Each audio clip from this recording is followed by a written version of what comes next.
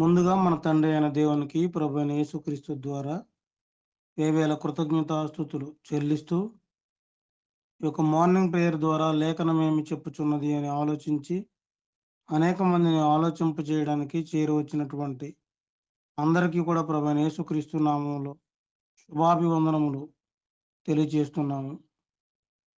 సహోదరులు లాలయ్య గారి ప్రారంభ ప్రార్థనతో ఈనాటి మార్నింగ్ ప్రేయర్ కార్యక్రమమును మనం ప్రారంభించుకుందాము.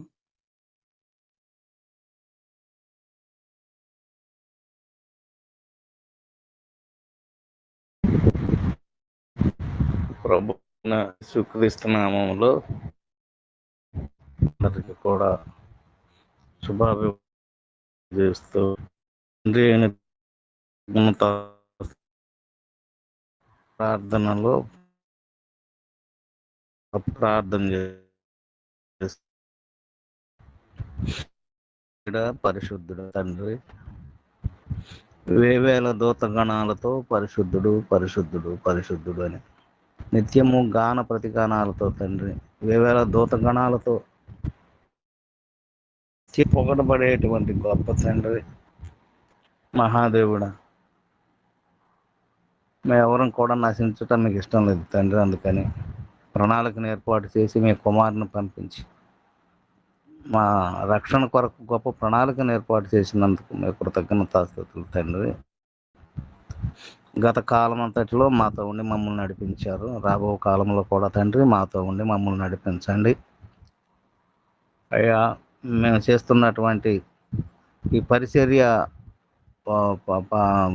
విధానంలో మీరు మాతో ఉండి నడిపించండి తండ్రి. ప్రతి ఒక్కరి పరిచర్య జీవితాన్ని, ప్రతి ఒక్కరి సంఘాలను కూడా మీరు గుర్తు చేసుకొని తండ్రి, సంఖ్య ఎందును నాణ్యత ఎందును పెంపారులాగా మీ కృప దయచేయండి. మాట్లాడే బిడ్డలను, అలాగే తండ్రి పాటలు పాడే బిడ్డలను మీ ఆశీర్వాదాలతో నింపి తండ్రి, మంచి జ్ఞానాన్ని, మంచి సత్తువును, బలాన్ని అందించండి. మీ కృపలో భద్రపరచండి. మా ఈ ప్రక్రియలు తండ్రి మీరు మాకు తోడుగా ఉండి మమ్మల్ని నడిపించమని దినదినాభివృద్ధి చెంది తండ్రి ఈ క్రమం చక్కని లేఖన భాగాలు నేర్చుకొని తద్వారా అనేక మందికి బోధించలాగా మంచి జ్ఞానంతో మమ్మల్ని నడిపించమని ఈ క్రమాంతటిని నడిపిస్తున్నటువంటి సహోదరుని రవిబాబును కూడా మీరు గుర్తు చేసుకొని వారి కుటుంబాన్ని, అంతేకాకుండా ఇందులో పాల్గొనే ప్రతి కుటుంబాన్ని కూడా మీ కాపుదలలో భద్రపరచండి, ఆశీర్వదించండి. క్రీస్తు నామములో ప్రార్థించి అడిగి వేడుకొనుచున్నాను నా ప్రియ పరలోకపు తండ్రి, ఆమెన్. వందనాలయ్యా. చక్కగా ప్రార్థన చేసినటువంటి సహోదరు లాలయ్య గారికి ప్రత్యేకంగా వందనములు తెలియజేస్తూ మొదటి కీర్తనగా సహోదరు లాలయ్య గారు పాడి వినిపిస్తారు. రెండో కీర్తనగా నేను వాడతాను. పాట పాడుకుందాం.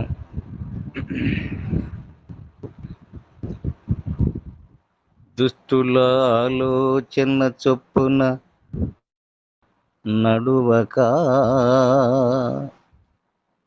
పాపుల మార్గమున నిలువక, అపహాసకులు కూర్చుండు చోటను కూర్చుండగా,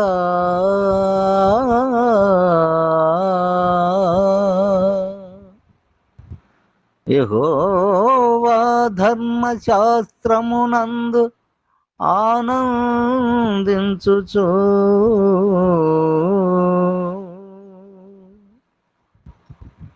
దివారాత్రము దానిని ధ్యానించువాడు ధన్యుడు. ఆ ఆ ఆ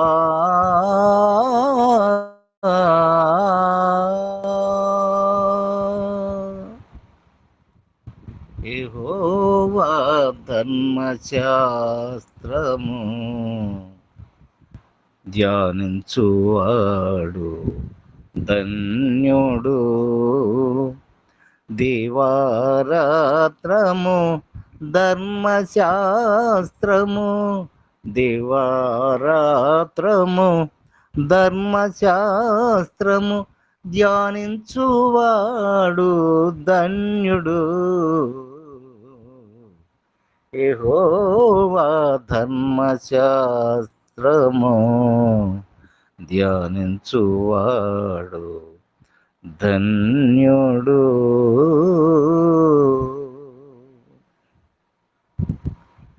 నీటి కాలువల యోరను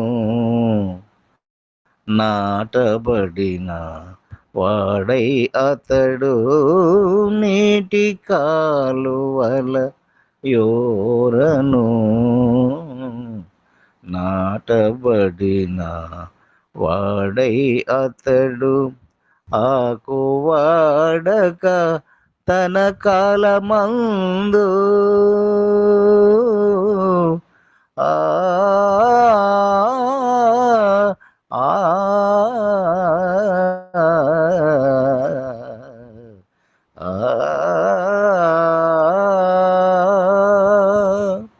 ఆకు వాడక తన కాలమందు ఫలించు చెట్టు వలె ఉండును.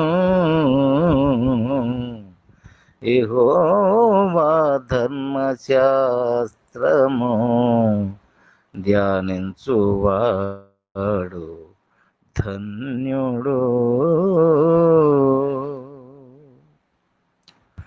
అతడు చేయునదంతయు సఫలమగును, సఫలమగును. అతడు చేయునదంతయు సఫలమగును, సఫలమగును. దుష్టులు అలాగునుండక ఆ ఆ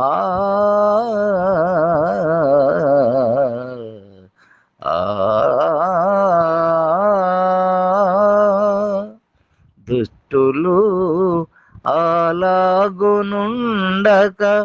గాలికి చెదిరే పొట్టువలె ఉందురు, గాలికి చెదిరే పొట్టువలె ఉందురు. యెహోవా ధర్మశాస్త్రము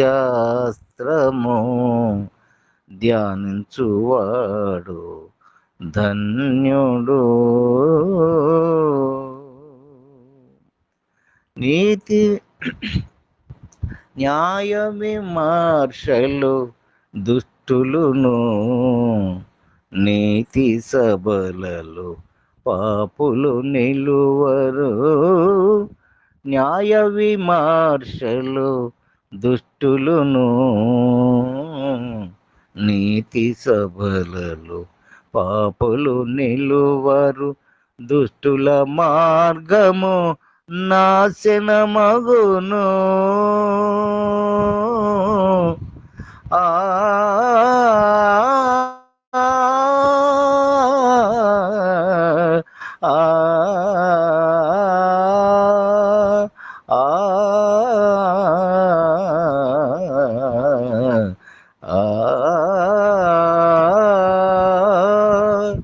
దుష్టుల మార్గము నాశనమగును, నీతివంతులను దేవుడు ఎరుగును, నీతిమంతులను దేవుడు ఎరుగును. యెహోవా ధర్మశాస్త్రము ధ్యానించువాడు ధన్యుడు. దివారాత్రము ధర్మశాస్త్రము, దివారాత్రము ధర్మశాస్త్రము ధ్యానించువాడు ధన్యుడు. యెహోవా ధర్మశాస్త్రము ధ్యానించువాడు ధన్యుడు. వందనాలయ్యా, వందనాలు.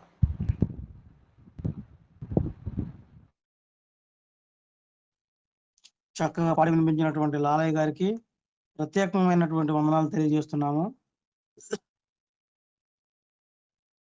నేను వెళ్ళే మార్గము నా యేసుకే తెలియను పాట పాడుకుందాం. నేను వెళ్ళే మార్గము నా యేసుకే తెలియును.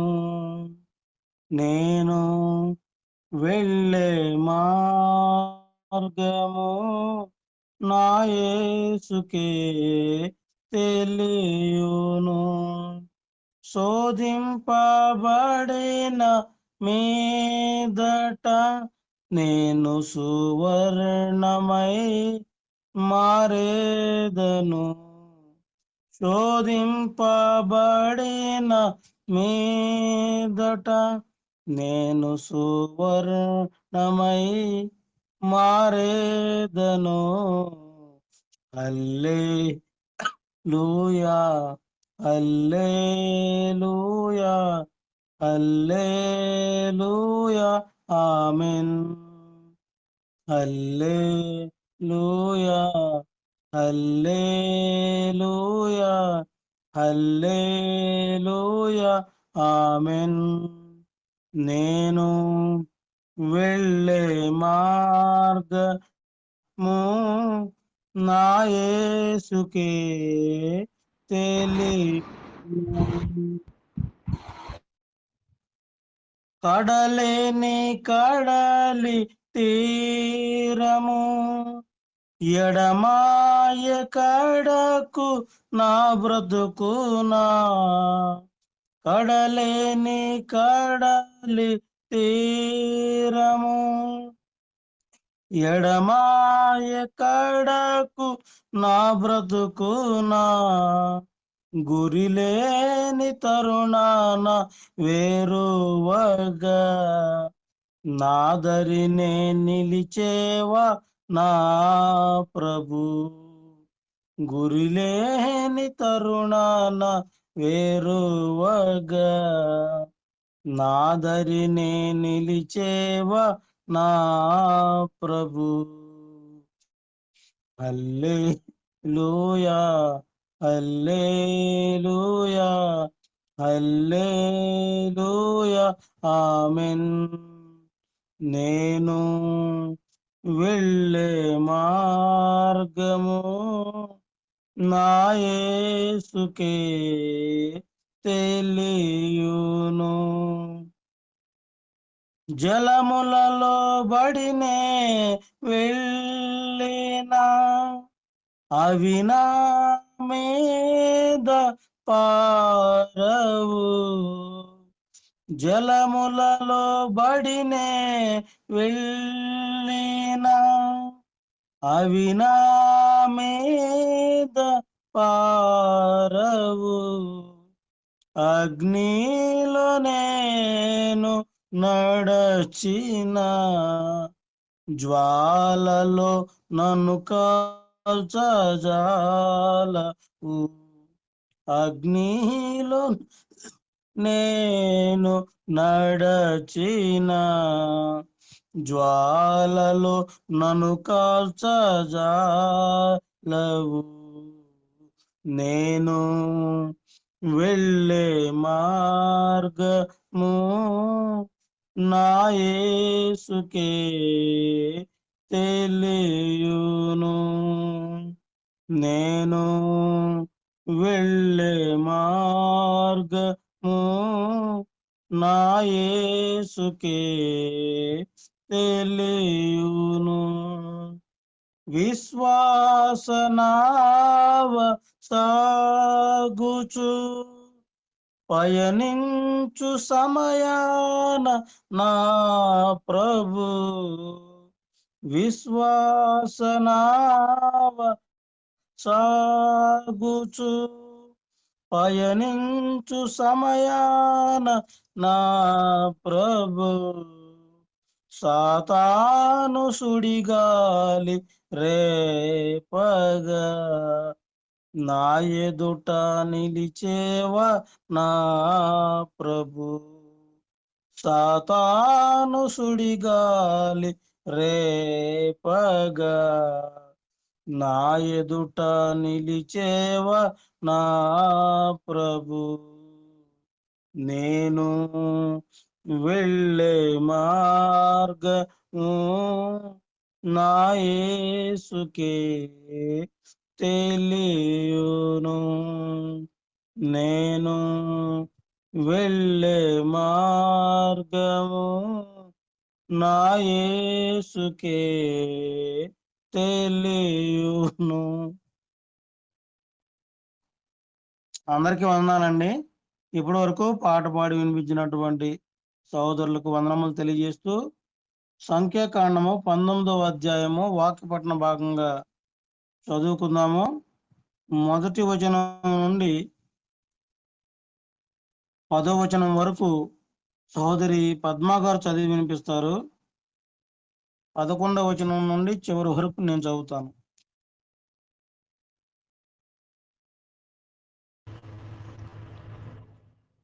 అందరికీ వందనాలండి.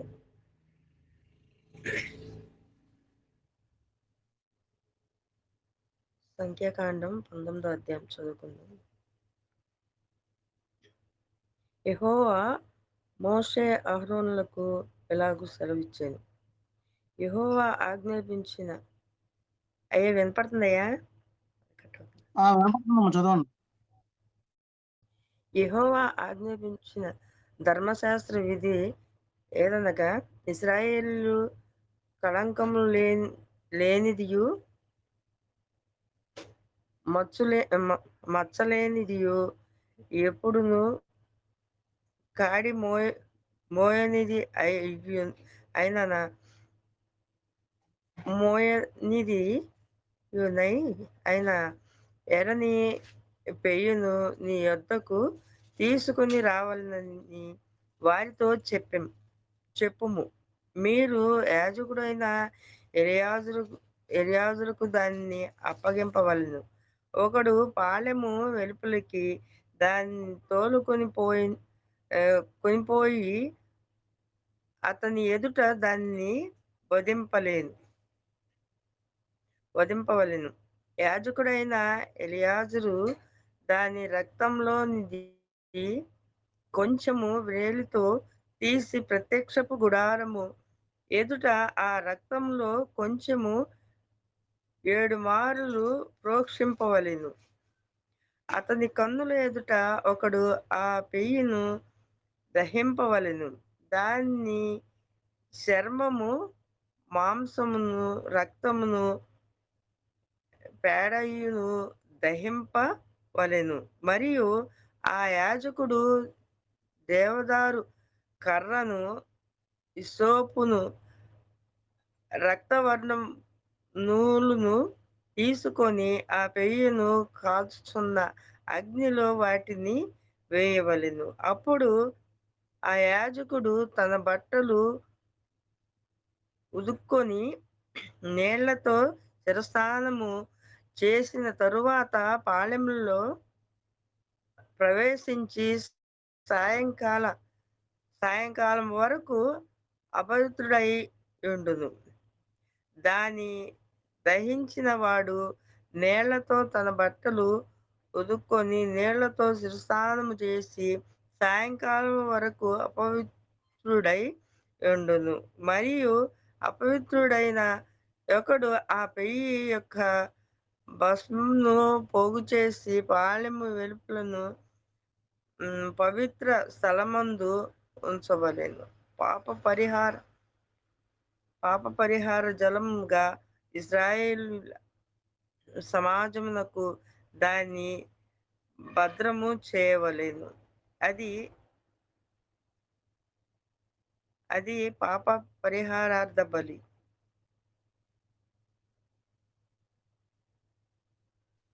ఓకే అమ్మ, నేను చదువుతాను. 10వ వచనం నుండి ఆ పెయ్యి యొక్క భస్మమును పోగు చేసిన వాడు తన బట్టలు ఉదుకుకొని సాయంకాలం వరకు అపవిత్రుడయ్యును. ఇది ఇశ్రాయేలీయులకును వారిలో నివసించు పరదేశులకును నిత్యమైన కట్టడ. ఏ నరశవమునైనను ముట్టినవాడు 7 దినములు అపవిత్రుడై ఉండును. అతడు 3వ దినమున ఆ జలముతో పాపశుద్ధి చేసుకొని 7వ దినమున పవిత్రుడగును. అయితే వాడు 3వ దినమున పాపశుద్ధి చేసుకొనిన యెడల 7వ దినమున పవిత్రుడు కాడు. నరశవమును ముట్టినవాడు అట్లు పాపశుద్ధి చేసుకొనని యెడల వాడు యెహోవా మందిరమును అపవిత్ర పరచువాడగును. ఆ మనుషుడు ఇశ్రాయేలీయులలో నుండి కొట్టివేయబడును.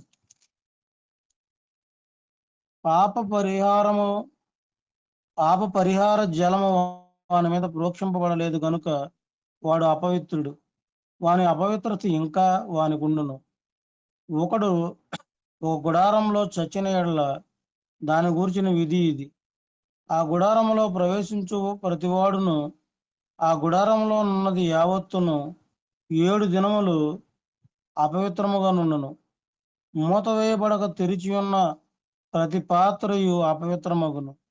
బయట పొలములో ఖడ్గముతో నరకబడిన వానినైనను, శవమునైనను, మనుషుని ఎముకనైనను, సమాధినైనను ముట్టువాడు 7 దినములు అపవిత్రుడై ఉండును. అపవిత్రుని కొరకు వారు పాప పరిహారార్థమైన హోమ భస్మములోనిది కొంచెము తీసుకొనవలెను. పాత్రలో వేయబడిన భస్మము మీద ఒకడు పారు నీళ్లు పోయవలెను.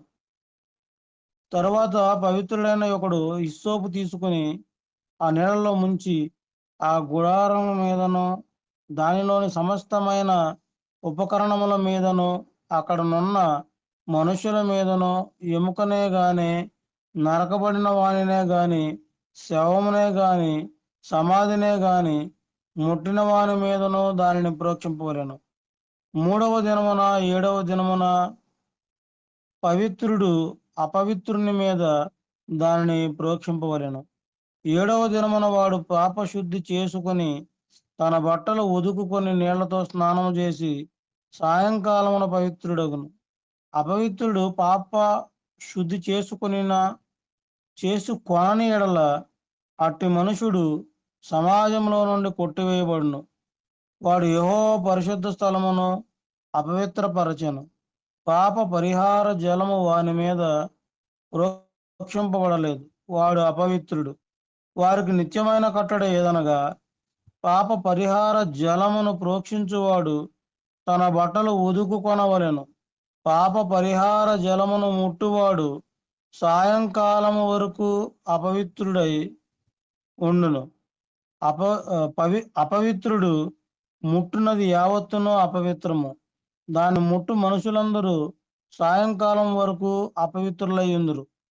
ఇప్పటి వరకు చాలా చక్కగా ఈ యొక్క అధ్యాయాన్ని చదివినటువంటి సహోదరి పద్మ గారికి ప్రత్యేకంగా వందనములు తెలియజేస్తూ, సహోదరులు అనిల్ గారు ఈ యొక్క అధ్యాయమును చక్కగా వివరించవలసిందిగా కోరుకుంటూ ప్రేమతో ఆహ్వానిస్తున్నాను. తండ్రి అయిన దేవునికి కృతజ్ఞతాస్తుతులు. కూడి వచ్చిన సహోదరి సహోదరులకు మన ప్రభువును రక్షకుడునైన యేసుక్రీస్తు నామమున వందనాలు తెలియజేస్తూ ఉన్నాను.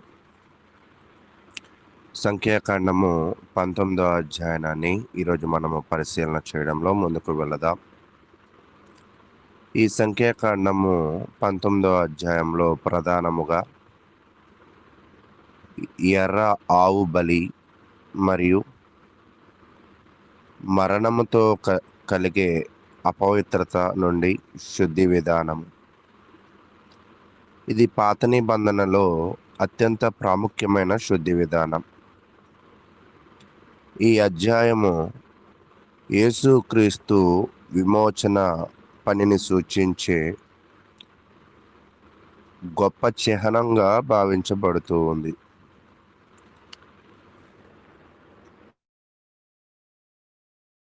అయితే ప్రియ సహోదరులారా, ఈ అధ్యయనాన్ని మనము 4 భాగాలుగా మనం చూస్తూ ఉన్నాం.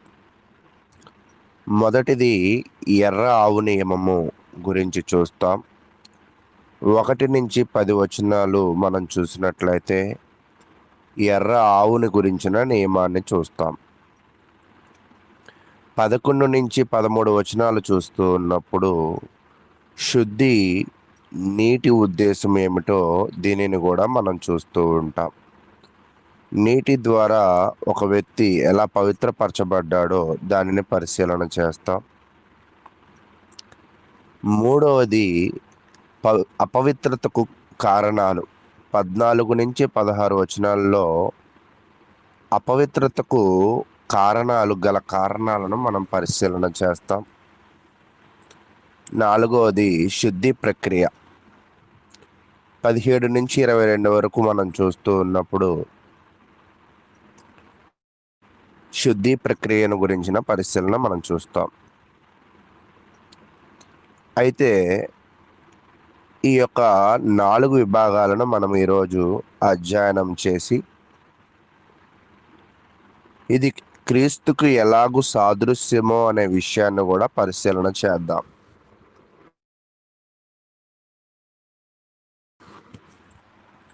మొదటి భాగముగా ఎర్ర ఆవు నియమము.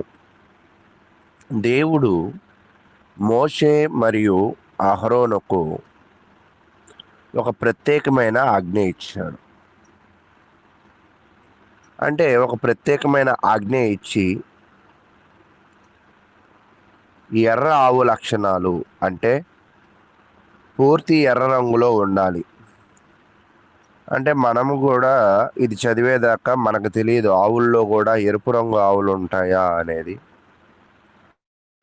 అయితే ఎర్ర ఆవు రంగు ఉండాలి అని తెలియజేస్తూ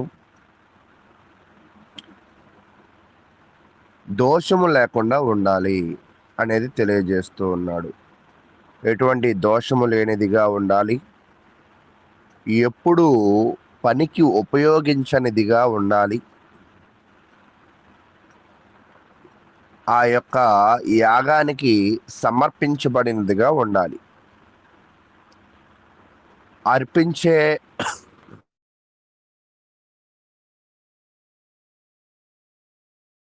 అర్పించే ఆవులో ఈ లక్షణాలు ఉండాలని దేవుడైతే తెలియజేస్తూ ఉన్నాడు. పూర్తి ఎర్రని ఆవుగా ఉండాలి, దోషము లేనిదిగా ఉండాలి, పనికి ఉపయోగించనిదిగా ఉండాలి, యాగానికి సమర్పించాలి. అయితే ఈ ఆవు శిబిరం వెలుపల తీసుకువెళ్ళి బలి చేస్తారు. బలి చేసిన తరువాత దాని రక్తము మందిరము వైపు చిమ్మాలి. ఆవును పూర్తిగా కాల్చాలి.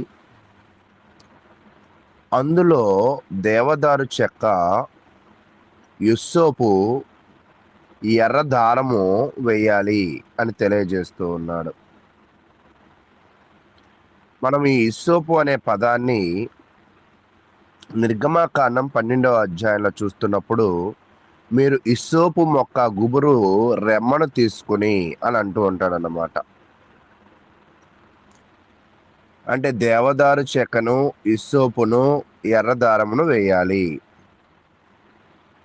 కాలిన తరువాత అంటే ఈ ఆవును కాల్చేసిన తర్వాత ఈ యొక్క దేవదారు, ఇస్సోపు, ఎర్రదారము వేసిన తర్వాత ఆ వచ్చిన బూడిదను వీళ్ళు ఏం చేయాలంటే నిలువ చేయాలి. నిలువ చేసిన తర్వాత ఈ బూడిదను నీటితో కలిపి ఉపయోగిస్తారు. కాబట్టి 1-10 వచనాలు మనం చూస్తూ ఉన్నప్పుడు ఎర్ర ఆవుని భస్మం చేయడం, మన భాషలో మనకి బాగా అర్థం కావాలంటే ఎర్ర ఆవుని ఏం చేశారంటే భస్మం చేసేయడంలో మనమైతే ఇక్కడ చూస్తూ ఉన్నాం. తర్వాత ఈ భస్మం చేసిన తర్వాత దీనిని నీటిలో కలిపిన తరువాత 11-13 వచనాలు మనం చూస్తూ ఉన్నప్పుడు ఏం జరుగుతుందో దాన్ని పరిశీలన చేద్దాం. శుద్ధి నీటి ఉద్దేశము. అయితే ఈ భస్మాన్ని నీటిలో కలిపిన తర్వాత ఏం చేయాలి అంటే ఎవరైనా మృతదేహాన్ని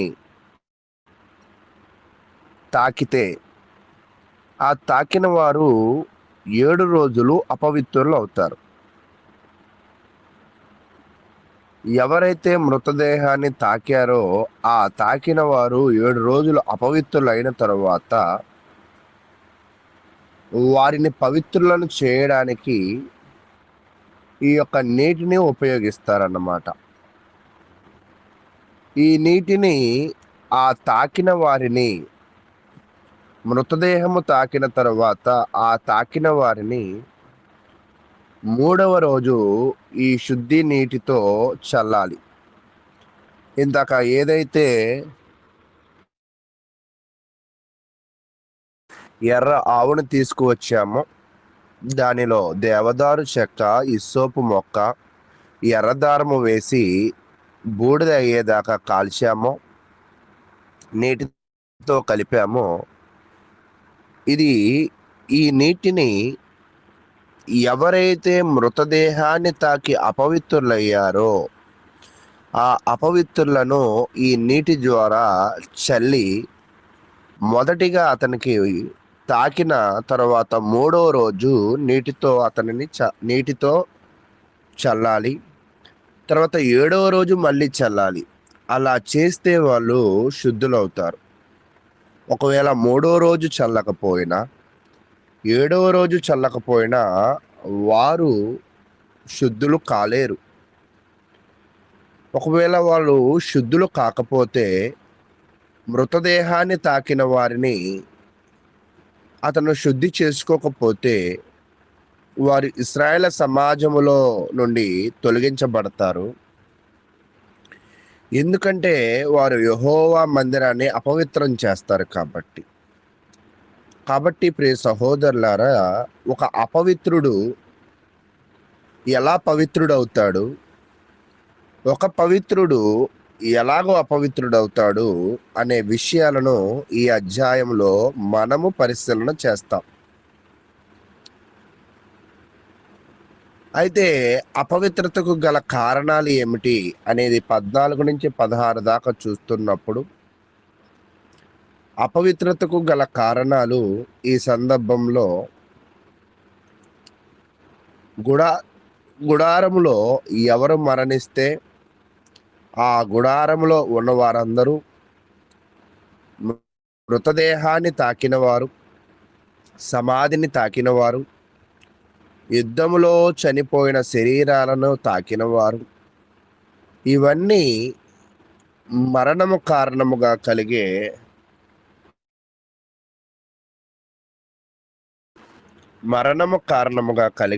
అపవిత్రత.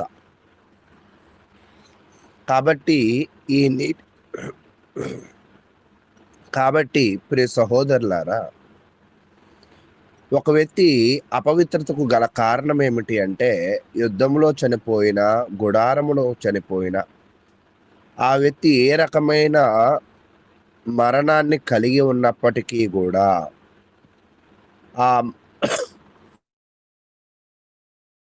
ఆ మరణమును, ఆ యొక్క శవమును ముట్టకూడదు. ఒకవేళ ముట్టినట్లయితే అపవిత్రులు అవుతారనే విషయాన్ని అయితే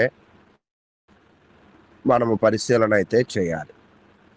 ఈ అపవిత్రుడైన వాడు ఎలా శుద్ధి చేయబడ్డాడు అంటే ఈ నేలతోనే శుద్ధి చేయబడ్డం అనేది కూడా చూస్తూ ఉన్నాం. అయితే చివరిగా శుద్ధి ప్రక్రియ 17 నుంచి 22 వచనాలు మనం చూస్తూ ఉన్నప్పుడు శుద్ధి ప్రక్రియ ఏమిటి అంటే, శుద్ధి విధానము ఇలా జరుగుతుంది. కాలిన ఎర్ర ఆవు బూడిద తీసుకోవాలి, దానితో శుద్ధమైన నీటితో కలపాలి. ఆ శుద్ధుడైన వ్యక్తి ఇస్సోపుతో చల్లాలి.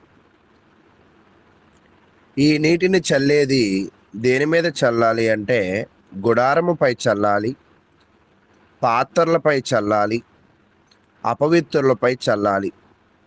ఇది చేసిన తరువాత సాయంత్రం వరకు వాళ్ళు అపవిత్రులు, తరువాత శుద్ధులవుతారు అనేది తెలియజేస్తూ ఉంది.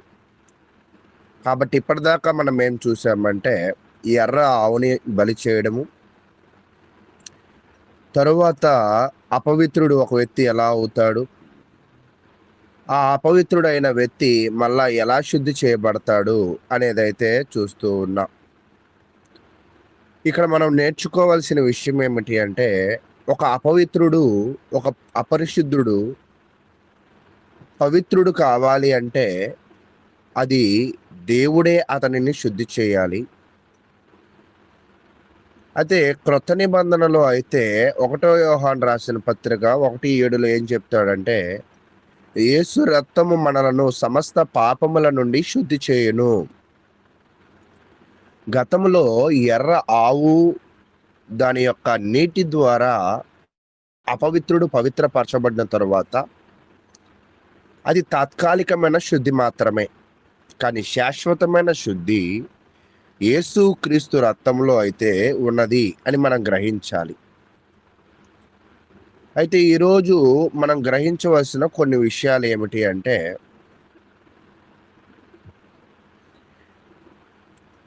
క్రైస్తవుడుగా ఉన్న మనమే గాని, దేవునికి ఇష్టలైన ప్రజలే గాని పాపము నుండి దూరముగా ఉండాలి.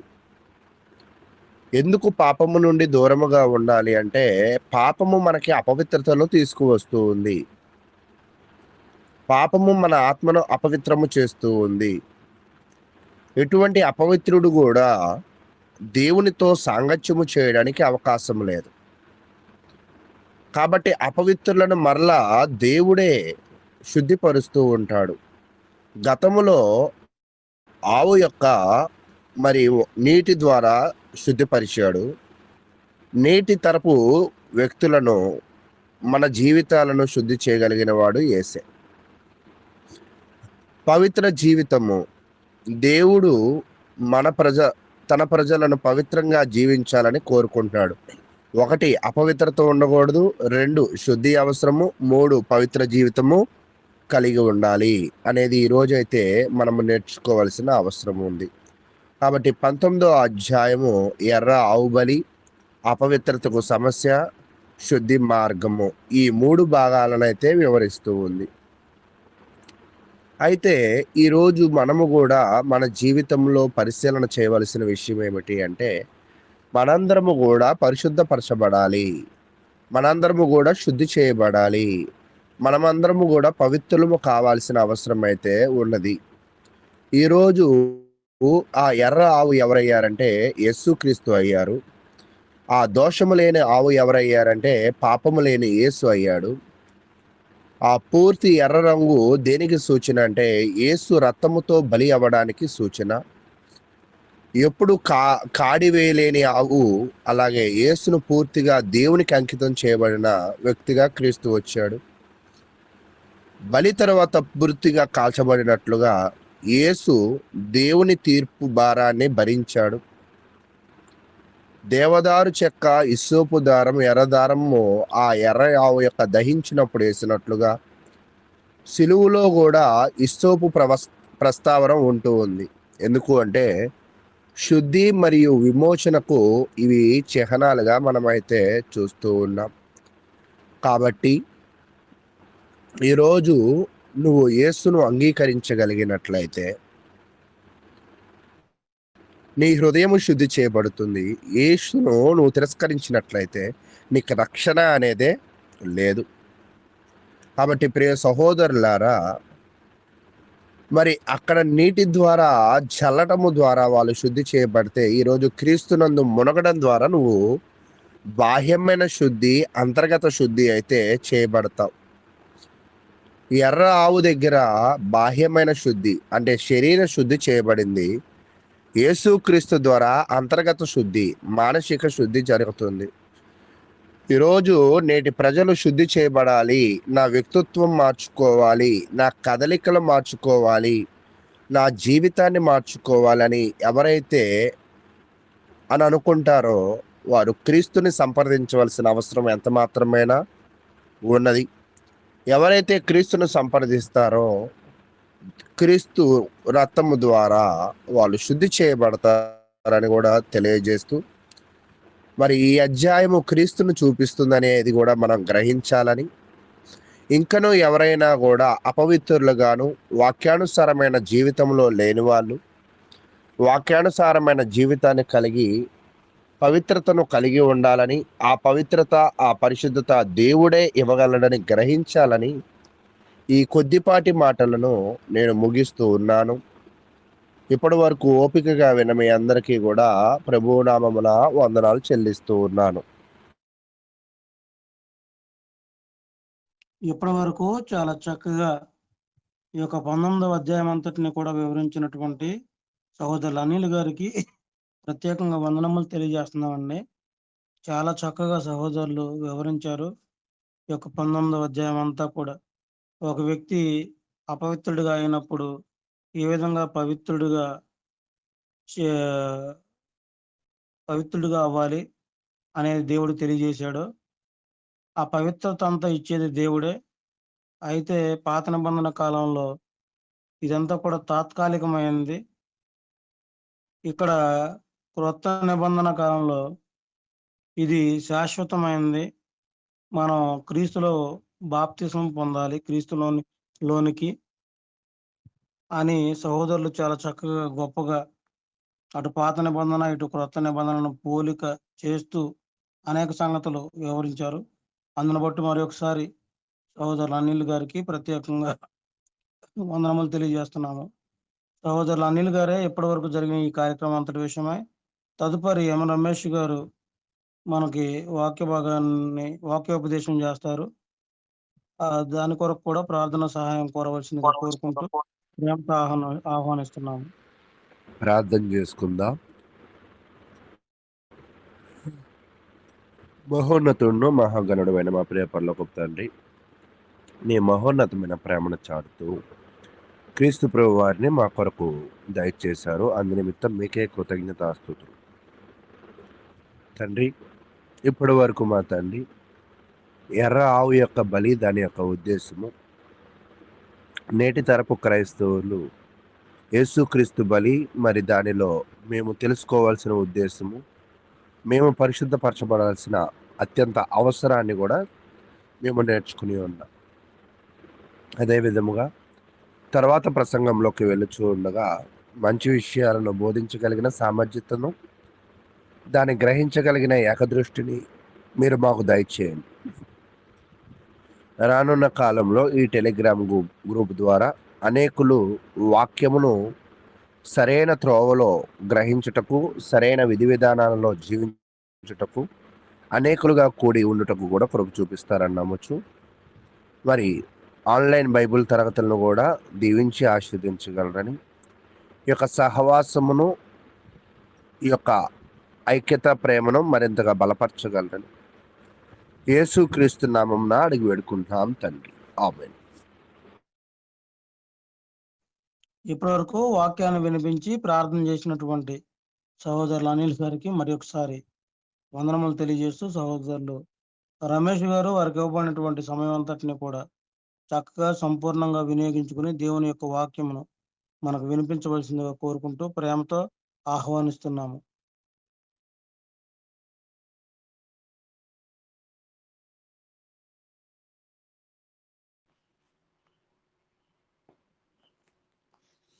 దేవుని యొక్క అత్యున్నత ఉన్నతమైన కృపను బట్టి మరొకసారి మీతో కలిసి దేవుని యొక్క వాక్యము పంచుకోవడానికి దేవుని నాకు ఇచ్చినటువంటి అవకాశం బట్టి మొదటగా మన తండ్రి దేవునికి ప్రభువైన యేసుక్రీస్తు నాకు కృతజ్ఞతలు. అలాగే ఇటు అవకాశాన్ని కల్పించేటువంటి సోదరులు రవి గారికి కూడా నాకు వందనాలండి. ఆన్లైన్లో చేరువచ్చినటువంటి నాతోటి సోదరిమణులకు అలాగే సహోదరులు కూడా మన ప్రభు నామన వందనాలు తెలియజేసుకుంటున్నాను. కొద్ది నిమిషాలు మనము దేవుని యొక్క వాక్యాన్ని నేర్చుకుందాము.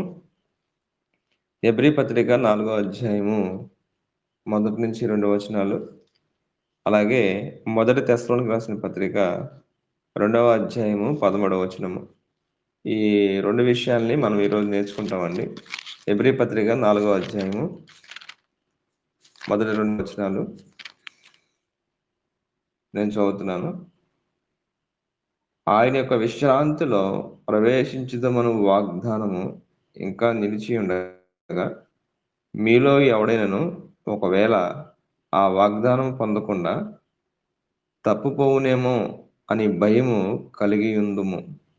వారికి ప్రకటింపబడినట్లు మనకును సువార్త ప్రకటింపబడెను గాని వారు వినిన వారితో విశ్వాసము గలవారై కలిసి ఉండలేదు గనుక విన్న వాక్యము వారికి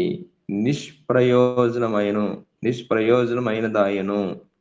గమనించండి, ఈ సందర్భంలో దేవుని వాక్యం అనేటువంటిది ఒకరికి నిష్ప్రయోజనమైంది. మరొక సందర్భం చూద్దామండి.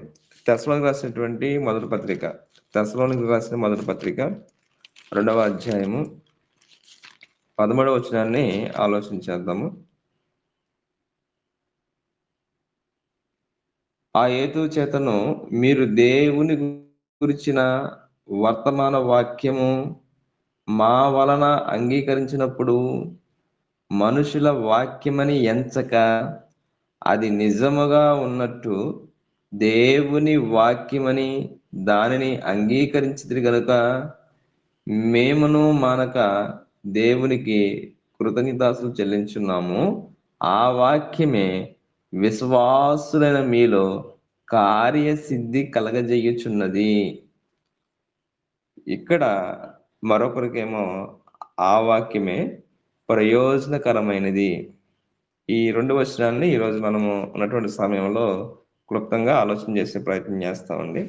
అంశము ఏమిటంటే, దేవుని వాక్యము ఎవరికి ప్రయోజనము, ఎవరికి నిష్ప్రయోజనము అనేటువంటి అంశంగా మనం ఆలోచన చేస్తాము. పరిచయంగా మనం ఆలోచన చేస్తే,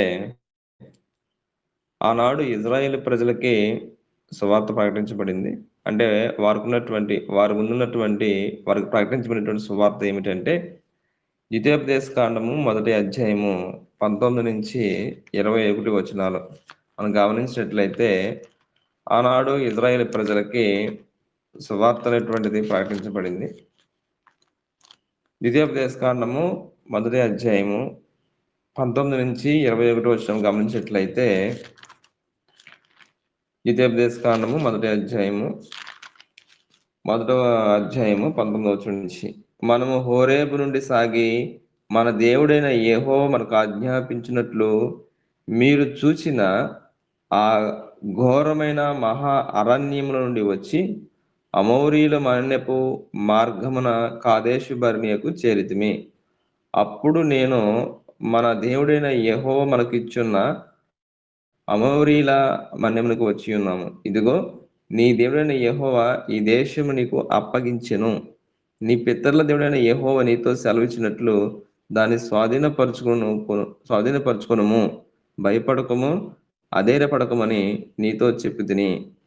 ఇజ్రాయేల్ ప్రజలకి దేవుడు చేసేటువంటి వాగ్దానాన్ని, కానాను దేశాన్ని ఇస్తానని, అది మీ ముందుంది, దాన్ని మీరు స్వాధీనపరచుకోనండి, మీరు అధైర్యపడద్దు, భయపడద్దు అని దేవుడు వారికి చెప్పాడు. అంటే అది వారికి విశ్రాంతి, తాత్కాలికమైన ఆ విశ్రాంతి అనేటువంటిది దేన్ని సూచిస్తుందంటే, క్రీస్తులో మనకి ఇచ్చేటువంటి రక్షణ, నిత్య విశ్రాంతికి ఈ కానాను దేశం అనేటువంటిది మనకి చిహ్నంగా, సాదృశ్యంగా ఉంది.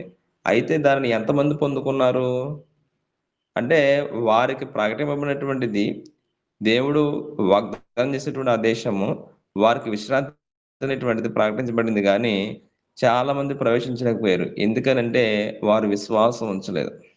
వారి యొక్క అవిధేయత, అవిశ్వాసము వారి విశ్రాంతిలో ప్రవేశించకుండా చేసింది. ఆ వాక్యము వారికి నిష్ప్రయోజనం అయిపోయింది. 6,03,550 మంది వారు ఐగుప్తు దేశం నుంచి వచ్చారు, లెక్కింపబడినటువంటి వారు. ఇంకా లెక్కించినటువంటి వారు ఉన్నారు, స్త్రీలు, పురుషులు, అదే స్త్రీలు, పిల్లలు కూడా ఉన్నారండి. అయితే లెక్కించిన వారిలో మనం ఆ సంఖ్య చూస్తే, మరి ఎంతమంది ఆ యొక్క వాగ్దాన దేశంలోకి వెళ్ళారు? ఇద్దరు వెళ్ళారండి. అంటే దేవునికి సంఖ్యతో ప్రాముఖ్యత లేదు.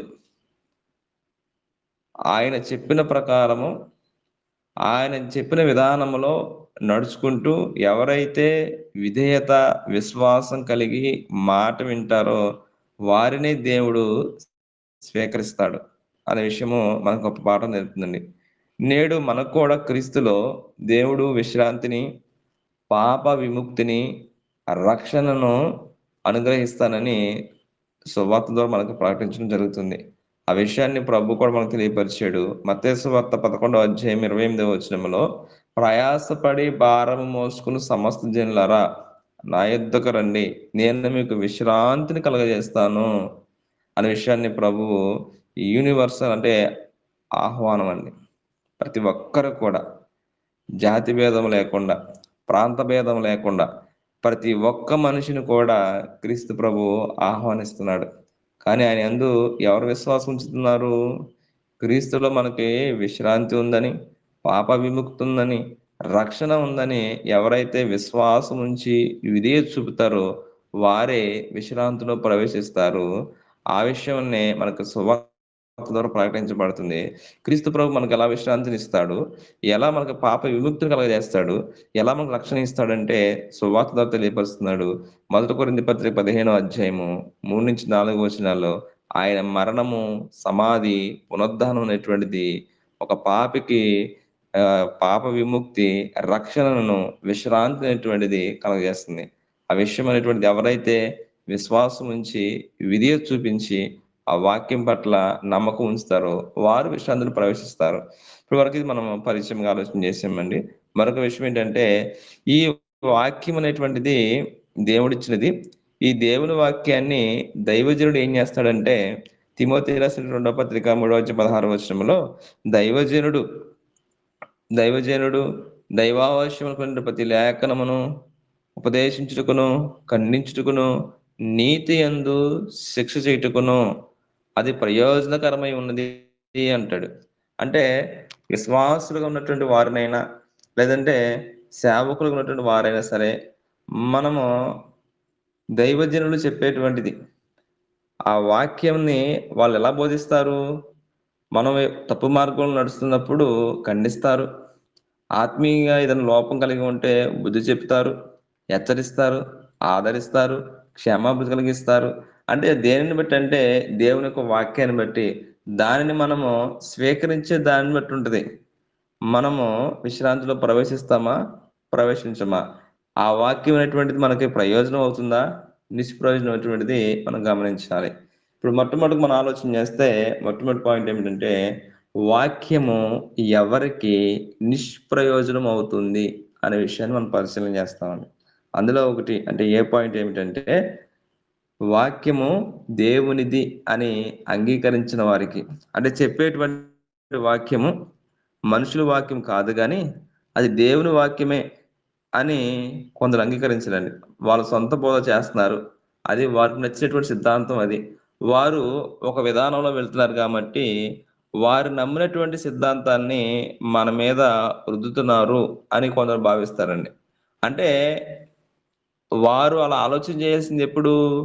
వాక్యాన్ని సరిచూచుకొని ఉన్నది ఉన్నట్టుగా బోధిస్తున్నాడా లేదా అనేటువంటి క్రమంలో సరిచూసుకోవాలి. కానీ దేవుని వాక్యాన్ని చూపించి లేఖనం ఇలా చెబుతుంది, ఇదిగో ఇలా ఉంది అనేటువంటి విషయాన్ని తెలియపరిచినప్పటికీ కూడా అది మనుషుల యొక్క వాక్యముగా ఎవరైతే అంగీకరిస్తారో, దేవుని వాక్యం అంగీకరించకుండా, అంటే వారి యొక్క సొంత సిద్ధాంతాలు చెప్తున్నారు కానీ అని అనుకుంటూ వాక్యం ఉన్నా కానీ నమ్మని వారికి, అంటే దేవుని వాక్యం అని దాన్ని అంగీకరించిన వారికి మనుషుల వాక్యంగా అంగీకరించి వారికి నిష్ప్రయోజనం అవుతుందండి.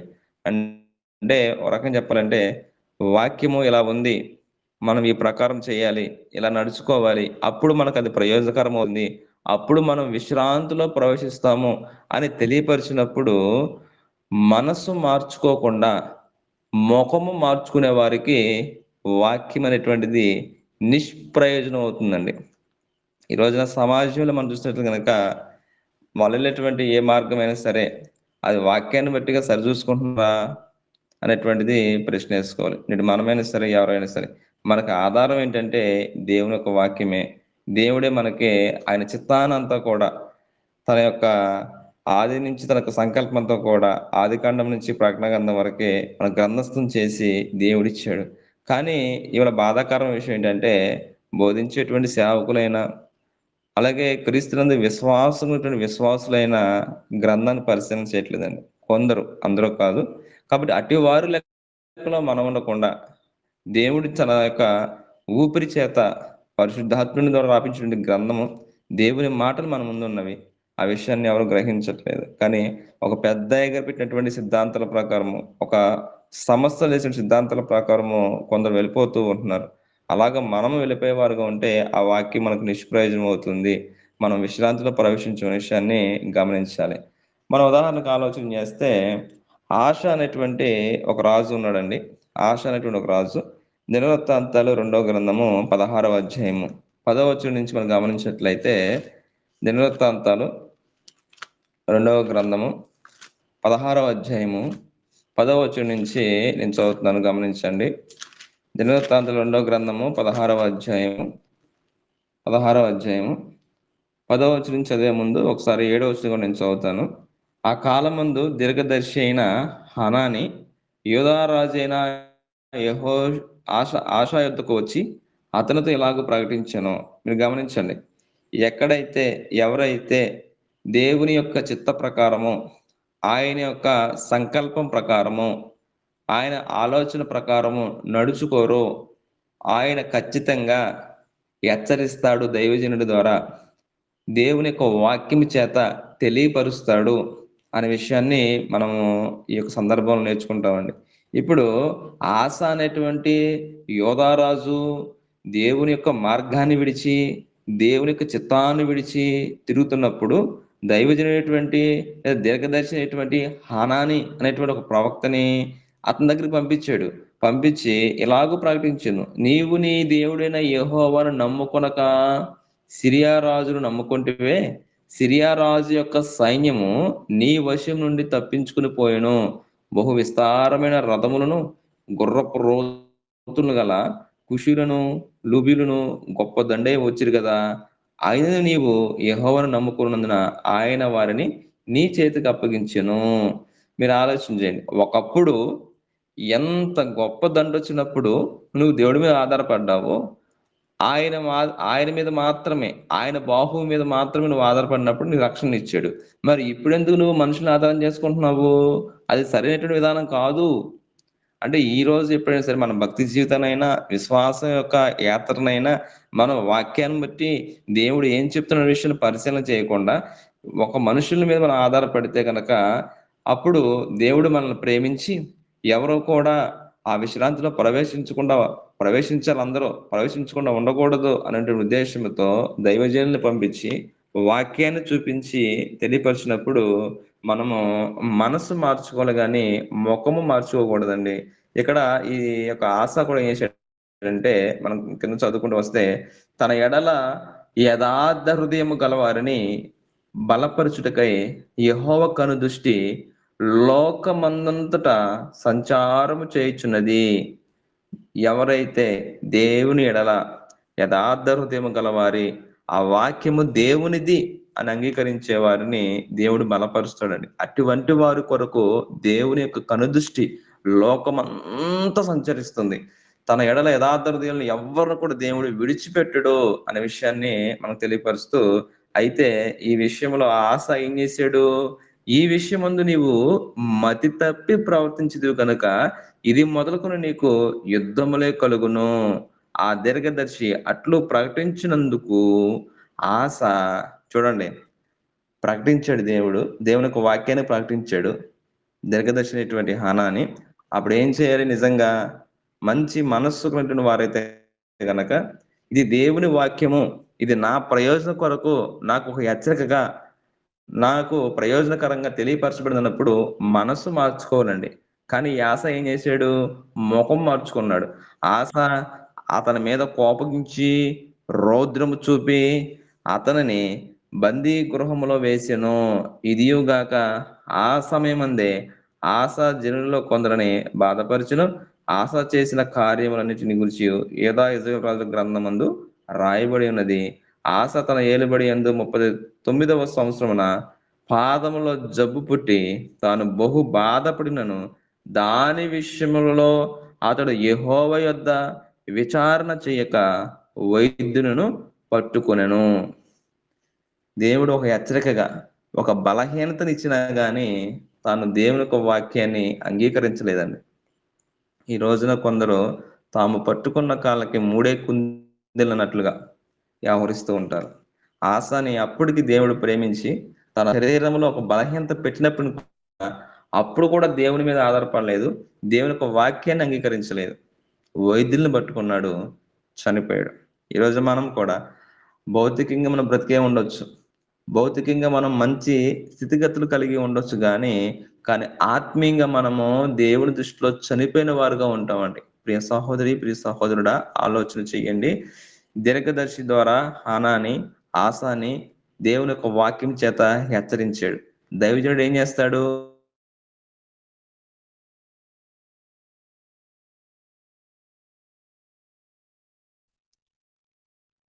బ్రదర్, మీ వాయిస్ వినిపించట్లేదు.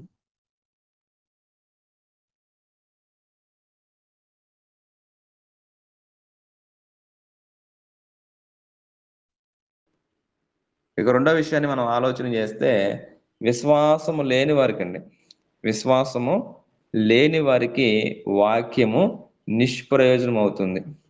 మనం చదివేటువంటి లేఖన భాగంలోనే మూలవాక్యంగా ఎబ్రీ పత్రిక 4వ అధ్యాయము 2వ వచనంలో, ఎబ్రీ పత్రిక 4వ అధ్యాయము 2వ వచనం గమనించినట్లయితే వాక్యము ఎవరికి నిష్ప్రయోజనం అవుతుంది అనేటువంటి విషయంలో రెండో విషయం ఆలోచన చేస్తున్నాము.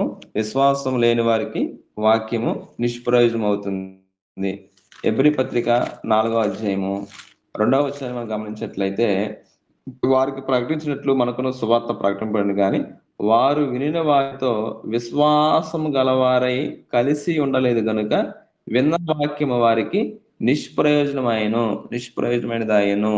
అంటే మనం కేవలం వింటాము, ఆ విన్న వాక్యాన్ని విశ్వాసం ఉంచి విధేయత చూపించి ఆ ప్రకారం నడుచుకోకపోతే మనకి వాక్యం అనేటువంటిది నిష్ప్రయోజనం అయిపోతుందండి. అంటే మనం విశ్రాంతిలో మనము ప్రవేశించలేము అనే విషయాన్ని గమనించాలి. ఇలాంటి వారు ఎలా ఉంటారంటే, ప్రభు ఒక ఉపమానం చెప్పాడు. లూకా సువార్త 8వ అధ్యాయము 11-12 వచనం గమనించినట్లయితే ఇలాంటి వారు ఎలా ఉంటారో ప్రభు ఈ శరీరధారికి ఈ లోకంలో ఉన్నప్పుడు ఉపమానాన్ని మనకి తెలియపరిచారు. లూకా సువార్త 8వ అధ్యాయము 11-12 వచనం గమనించినట్లయితే ఈ ఉపమాన భావం ఏమనగా, విత్తనము దేవుని వాక్యము త్రోపక నుండి వారు వినువారు గాని నమ్మి రక్షణ పొందకున్నట్లు అపవాది వచ్చి వారి హృదయముల నుండి వాక్యం ఎత్తుకొని పోవును. మీరు ఆలోచన చేయండి. త్రోపక నుండి వారు వినువారు గాని నమ్మి, అంటే విశ్వాసం అండి, విన్నటువంటి వాక్యము అది నాకు ప్రయోజనకరము, అది నన్ను విశ్రాంతిలో చేరుస్తుంది, క్రీస్తునందు నాకు పాప విముక్తిని, విశ్రాంతిని, రక్షణను ఇస్తుందనే విషయాన్ని కొందరు అంగీకరించరండి. వింటారు, మంచిగా ఉందంటారు, అక్కడ వదిలేస్తారు. అలాగే మనం కలిగినటువంటి విశ్వాస విషయంలో కూడా కొన్ని మార్పులు చేసుకోవాల్సిన క్రమంలో కూడా ఓకే, వాళ్ళు అలాగే చెప్తారు, వీళ్ళు అలాగే చెప్తారు, మందే మీదే అనేటువంటి దూరంలో కొందరు వెళ్ళిపోయే వారికి ఉంటారు. అంటే వారికి ఏమి లేదు, వాక్యము పట్ల ఇది దేవుని వాక్యం అని వారు అంగీకరించట్లేదు. అంటే నమ్మి రక్షణ పొందకున్నట్లు అపవాది వచ్చి వారి హృదయం నుండి వాక్యం ఎత్తుకొని పోవును. అంటే ఎవరికైతే విశ్వాసం ఉండదో వాక్యం పట్ల, విశ్వాసం ఏంటంటే వారుగా ఉంటారో వారి యొక్క హృదయంలో ఎత్తుకునే వాక్యాన్ని అపవాది వచ్చి ఎత్తుకుపోతాడు. వారికి వాక్యం అనేటువంటిది నిష్ప్రయోజనం అవుతుంది. ఇక మూడో విషయం మనం ఆలోచన చేస్తే, అందులో ఈ లోక మర్యాదను అనుసరించే వారికి వాక్యము నిష్ప్రయోజనం అవుతుందండి. ఈ లోక మర్యాదను అనుసరించే వారికి రోమపత్రిక 12వ అధ్యాయము 2వ వచనం మనం ఆలోచన చేస్తే, రోమపత్రిక 12వ అధ్యాయము 2వ వచనాన్ని మనం ఆలోచన చేస్తామండి. రోమపత్రిక 12వ అధ్యాయం 2వ వచనంలో, మీరు ఈ లోక మర్యాదను అనుసరింపక ఉత్తమను అనుకూలమును సంపూర్ణమై ఉన్న దేవుని చిత్త మీద పరీక్షించి తెలుసుకున్నట్లు మీ మనస్సు మారి నూతన మగుట వలన రూపాంతరము పొందుడి. ఈ లోక మర్యాదను అనుసరిస్తూ దేవుని వాక్యాన్ని కూడా నేను అనుసరిస్తాను, ఆ నిత్య విశ్రాంతిలో ప్రవేశిస్తాను అంటే అది సాధ్యపడదండి. ఈ లోక మర్యాదను అనుసరింపక దాన్ని పూర్తిగా మనము అనుసరించకూడదు. అంటే ఈరోజు మనం చేసేటువంటి భక్తి అయినా ఎక్కడి నుంచి వచ్చింది ఈ భక్తి? ఎవరు ప్రారంభించారు ఈ భక్తిని? ఈ విశ్వాసం అనేటువంటిది ఎవరు కలిగి ఉన్నారు? ఇది లోకంలోకి ఎలా ప్రవేశించింది? ఇది దేవుడు చెప్పిందేనా కాదా అని మనం పరిశీలన చేయాలి. అలా కాకుండా ప్రపంచం అంతా కూడా కొనసాగుతున్నారు కదా, మనము కొనసాగుదాం అనేటువంటి ఆలోచనలో ఉంటే ఆ వాక్యం మనకి నిష్ప్రయోజనం అయిపోతుందండి. కాబట్టి ఇక్కడ రోమలో ఉన్నటువంటి క్రైస్తవులు తెలియపరుస్తూ, మీరు ఈ లోక మర్యాదను అనుసరింపక ఉత్తమం, ఏది ఉత్తమమైనది, ఏది నాకు పాప విముక్తిని, ఏది నాకు విశ్రాంతిని, ఏది నాకు రక్షణను క్రీస్తులో ఇస్తుంది అనేటువంటి ఉత్తమమైన దానిను, అనుకూలమును, సంపూర్ణమై ఉన్న దేవుని చిత్తం మీద పరీక్షించాలండి. బాధ్యత మందే. అలా పరీక్షించడానికి మనము ఎంత బాగా కష్టపడవసరం లేదండి. దేవునికి గ్రంథమే నీకు ఇచ్చాడు. దేవుని గ్రంథం నీ ముందుంది. దాన్ని సరిచూసుకుంటూ, పోల్చుకుంటూ నువ్వు పరీక్షించగలిగితే నువ్వు వాక్యం అనేటువంటిది మీకు ప్రయోజనకరం అవుతుంది అనే విషయం గమనించాలి. అందుకని అనుకూలమును, సంపూర్ణమైన దేవుని చిత్తం మీద పరీక్షించి తెలుసుకున్నట్లు మీ మనసు మారి నూతనమవటం వలన రూపాంతరము పొందుడి. అప్పుడు మీరు ఆ దేవుని చిత్తం మీద పరీక్షించినప్పుడు దేవుని యొక్క సంపూర్ణమై ఉన్న దేవుని చిత్తం మీద పరీక్షించి ఉత్తమను అనుకూలమైనటువంటి మనం తెలుసుకుంటే కనుక మనం అప్పుడు మనసు మార్చుకునే వారుగా ఉంటాము, ముఖం మార్చుకునే వారుగా ఉంటాం. కానీ అలా చేయక మనం ఏం చేస్తున్నామంటే కొన్ని సందర్భాల్లో ముఖము మార్చుకునే వారుగా ఉంటున్న కారణం చేత ఈ లోక మర్యాద అనుసరించే వారుగా ఉంటున్నాం కాబట్టి మనము దేవుని యొక్క వాక్యం అనేటువంటిది మనకి నిష్ప్రయోజనం అవుతుంది. ఇటువంటి వారి గురించే పౌలు తిమోతికి పత్రిక రాస్తూ ఈ రీతిగా తెలియపరిచాడు. తిమోతి రాసినటువంటి 2వ పత్రిక 3వ అధ్యాయము 5 నుంచి 8 వచనం గమనించినట్లయితే, తిమోతికి రాసినటువంటి 2వ పత్రిక 3వ అధ్యాయము 5వ వచనం నుంచి 8వ వచనం గమనించినట్లయితే, పైకి భక్తి గల వారి వలె ఉండి దాని శక్తిని ఆశ్రయించిన వారిని ఉందురు. ఇట్టి వారికి విముఖుడై ఉండుము. పాపభరితులై నానా విధమైన దురాశ వలన నడిపింపబడి ఎల్లప్పుడూ నేర్చుకొనుచున్నను సత్య విషయమైన అనుభవ జ్ఞానము ఎప్పుడునూ పొందలేని అవివేక స్త్రీల యొక్క ఎండలో జొచ్చి వారిని చెరపట్టుకొని పోవారు వీరిలో చేరిన వారు. ఎంబ్రే అనువారు మోషేని ఎదిరించినట్లు వీరును చెడిన మనస్సు కలిగి విశ్వాస విషయంలో భ్రష్టులై సత్యమును ఎదురింతురు. మీరు ఆలోచించండి. నిజంగా ఎప్పుడు లేచినా, ఎప్పుడు చూసినా ఎక్కువ మేము ప్రార్థన పరులము, ప్రార్థన జీవితం కలిగిన వారము, వాక్యము దేవుడే అంటారు. కానీ ఆలోచన ఇక్కడ చూస్తే పైకి భక్తి గల వారి వలె ఉండి దాని శక్తిని ఆశ్రయించిన వారే ఇందురు. అంటే వీళ్ళు ఎలా ఉంటారు? వీళ్ళ అనుదిన జీవితంలో 6వ వచనము, పాపభరితులై నానా విధమైన దురాశలను వలన నడిపింపబడి. అంటే ప్రార్థన అంటారు, ప్రభు అంటారు, ఎప్పుడు ప్రార్థనా జీవితం అంటారు, వాక్యం అంటారు. కానీ కొందరు జీవితాలు ఎలా ఉంటాయంటే అలా చెప్తున్నప్పుడు కూడా పాపభరితులై నానా విధమైన దురాశల వల్ల నడిపింపబడి, అంటే వారికి ఉన్నటువంటి దురాశల విషయంలో వాటిని విడిచిపెట్టరు. అవే భక్తే అట్లా కలిగి ఉంటారు. నానా విధమైన ఎల్లప్పుడూ నేర్చుకొనుచున్నాను. మళ్ళీ ఎప్పుడు నేర్చుకుంటూ ఉంటారు, ఎల్లప్పుడూ నేర్చుకుంటూ ఉంటారు. కానీ ఆ వాక్యాన్ని పరిశీలన చేయరు, వాక్యము ఉన్నదిగా అని చెప్పేసి అంగీకరించరు. ఇటువంటి వారు ఏంటంటే ఆ భక్తి యొక్క శక్తిని ఆశ్రయించిన వారుగా ఉంటారు. సత్యం విషయమై అనుభవ జ్ఞానము ఎప్పుడును పొందలేని అవివేక స్త్రీల యొక్క ఇండ్లలో జొచ్చి వారిని చెరబట్టుకుని పోవారు వీరిలో చేరిన వారు. అంటే వారు సత్యం గురించినటువంటి అనుభవ జ్ఞానం కలిగిన వారుగా ఉంటారండి. ఎల్లప్పుడూ మళ్ళీ వాక్య జ్ఞానంలో, లేదంటే ప్రార్థనలో, లేదంటే దీర్ఘకాలపు ప్రార్థనలో కొన్ని రోజులు అట్లా గడిపిన వారుగా ఉంటారు. కానీ అదొక క్రమ పద్ధతిలో, అదొక ఆచారబద్ధకంగా, అదొక పారంపర్యంగా వెళ్ళిపోతారు. కానీ ఆ వాక్యాన్ని పరిశీలన చేయరు. అంటే సమాజానికి, చూసేవారికి భక్తిపరులుగా కనపరుచుకుంటూ ఉంటారు. కానీ బాహ్య రూపమైనటువంటి భక్తిని కనపరుస్తుంటారు. కానీ అంతర్గత భక్తిని, దేవుని యొక్క వాక్యాన్ని పరిశీలనటువంటి చేయరండి. కాబట్టి ఇటువంటి వారినే పౌలు అంటున్నాడు, వీరు పైకి భక్తిగా ఉంటారు కానీ దాని శక్తిని ఆశ్రయించిన వారుగా ఉంటారు. అంటే ఇది గల కారణం ఏంటి?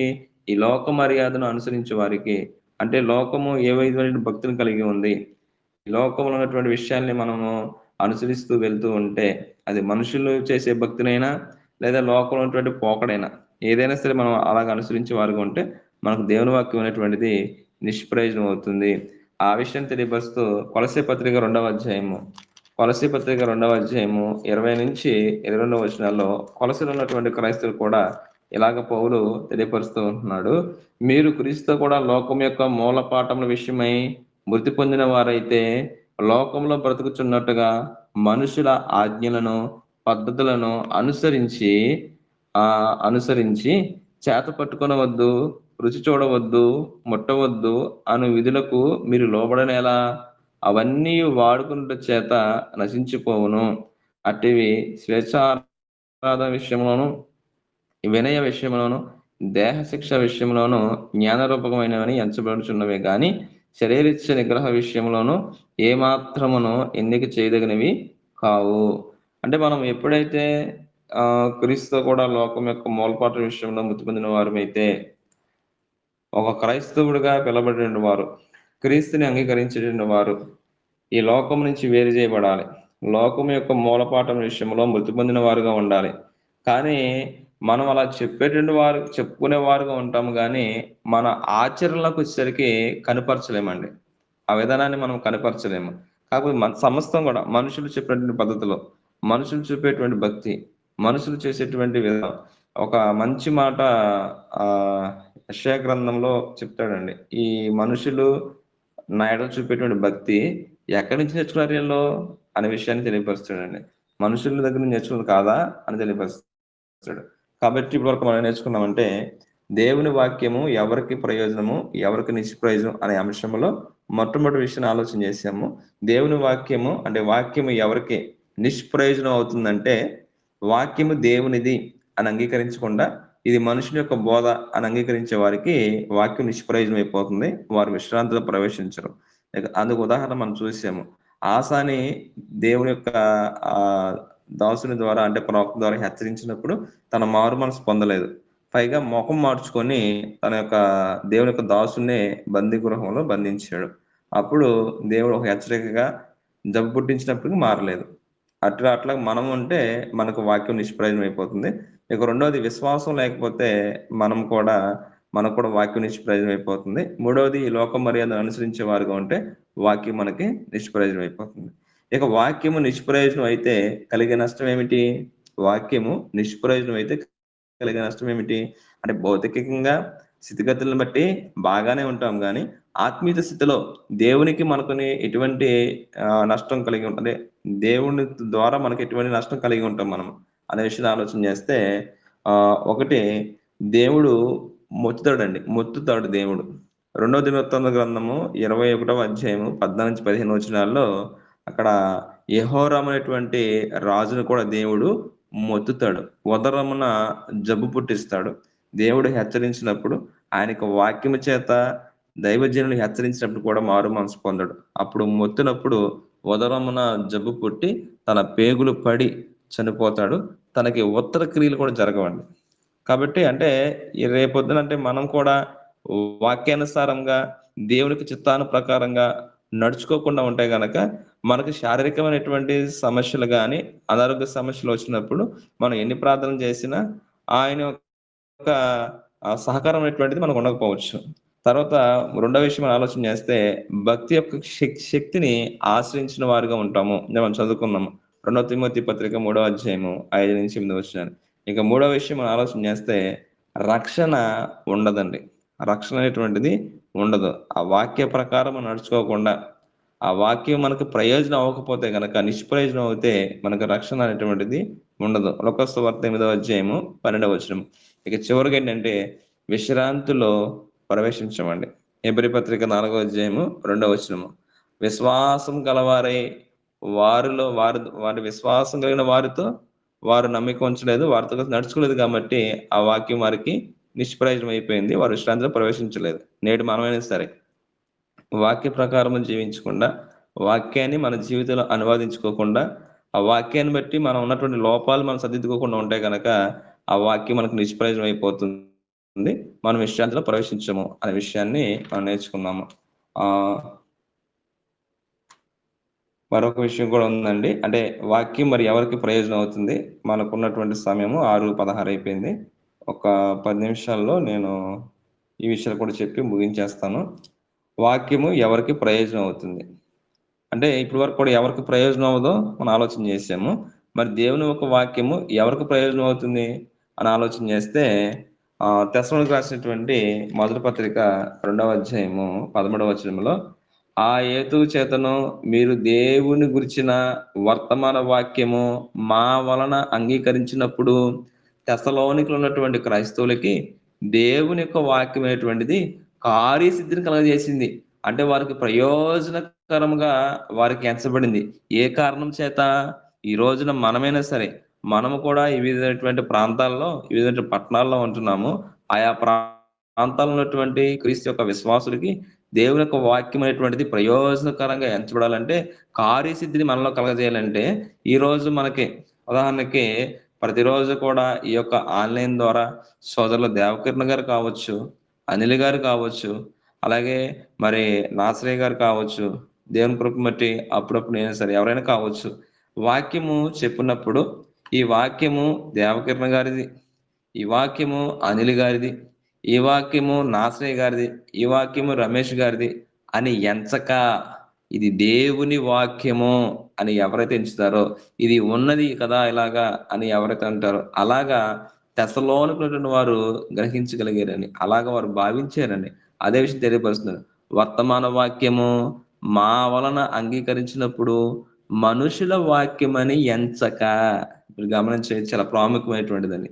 మనం ఎప్పుడైతే వాక్యాన్ని విన్నామో, గ్రంథాన్ని పరిశీలన చేసామో, అక్కడ అలాగ ఉందో దానిని మనం గ్రహించినప్పుడు, దాన్ని మనం విన్నప్పుడు ఈ వాక్యం అనేటువంటిది వ్యక్తులది కాదు, దేవునిది. ఇలాగే తెస్సలోనికీలో ఉన్నటువంటి క్రైస్తవులు వాళ్ళు అంగీకరించారండి. మనుషుల వాక్యమని ఎంచక అది నిజముగా ఉన్నట్టు దేవుని వాక్యమని దాన్ని అంగీకరించారు గనుక మేమును మానక దేవునికి కృతజ్ఞతలు చెల్లించున్నాము. ఆ వాక్యమే విశ్వాసులైన మీలో కార్యసిద్ధి కలగజేయుచున్నది. ఇప్పుడు వాక్యం మనకి ప్రయోజనకరంగా ఉండాలి అంటే, ఆ వాక్యం మనకి కార్యసిద్ధిని కలగజేయాలంటే మనం ఏం చేయాలి? వాక్యం అనేటువంటిది మనుషులదిగా ఎంచకూడదు. అంటే వాక్యము దేవునిది అని అంగీకరించే వారికి వాక్యము ప్రయోజనకరం అవుతుంది, కార్యసిద్ధిని కలగజేస్తుందండి. ఎగ్జాంపుల్ మనం ఆలోచన చేస్తే అపోస్తలుల కార్యాల గ్రంథం 2వ అధ్యాయం 36వ వచనంలో, 2వ అధ్యాయం 36వ వచనంలో పేతురు గారు ప్రసంగిస్తారండి. పెంతెకొస్తు పండుగ దినాన పేతురు గారు ప్రసంగించినప్పుడు వివిధ దేశాల నుంచి ఇంచుమించుగా 15-16 దేశాల నుంచి అక్కడికి యూదులందరూ వస్తారు యెరూషలేముకి పెంతెకొస్తు దినాన. ఇక్కడ పేతురు గారు నిలబడి ప్రసంగించుకుంటూ వస్తాడు. మూల పురుషుడైనటువంటి వారి యొక్క వంశవృక్షమైనటువంటి అబ్రహాం దగ్గర నుంచి ఎలాగ దేవుని యొక్క చిత్తము, దేవుని యొక్క సంకల్పం ప్రకటించుకుంటూ వచ్చి క్రీస్తు గురించి తెలియపరుచుకుంటూ వస్తాడు. అయితే ఇక్కడ మనం గమనించినట్లయితే 22వ వచనము, ఇశ్రాయేలులారా ఈ మాటలు వినుడి, దేవుడు నజరేయుడగు యేసు చేత అద్భుతములను, మహత్కార్యములను, సూచక్రియలను మీ మధ్యను చేయించి ఆయనను తన వలన మెప్పు పొందిన వానిగా మీకు కనబరిచిన ఇది మీరు ఎరుగుదురు. దేవుడు నిశ్చయించిన సంకల్పమును, ఆయన భవిష్యత్తు జ్ఞానమును అనుసరించి అప్పగింపబడిన ఈయనను మీరు దుష్టుల చేత సిలువ వేయించి చంపితిరి. మరణము ఆయనను బంధించి ఉంచుట అసాధ్యము గనుక దేవుడు మరణ వేదం తొలగించి ఆయనను లేపెను. మీరు మీరు మీరు పేతురు గారు ప్రసంగం ముగించే అంతవరకు కూడా మీరు అనేటువంటి మాట ఎక్కువగా సంబోధిస్తాడండి. అంటే తప్పు జరిగింది, పొరపాటు జరిగింది, మీరు గ్రహించలేదు, మీరు ఇలా చేశారన్నప్పుడు వాళ్ళకి హృదయం పొడబడిలాగున, వారి హృదయాలు నొచ్చుకునేలాగున, అంటే మారు మనసు పొందే వారికి హృదయం నొచ్చుకుంటుందండి. ఇలాగ ప్రకటిస్తుంటే మీ మధ్యనే నజరేయుడైనటువంటి యేసు అద్భుతాలు చేశాడు, మహత్కార్యం చేశాడు, శుచిక్రియలు చేశాడు, అయినా కానీ మీరు నమ్మలేదు. ఆయనే మెస్సయ, ఆయనే రక్షకుడు, ఆయనే మాకు నిత్య విశ్రాంతి ఉందన్న విషయాన్ని కొందరు యూదులు అంగీకరించలేదండి. పైగా ఏం చేశారు? దుష్టుని చేత సిలువ వేయించి చంపితిరి.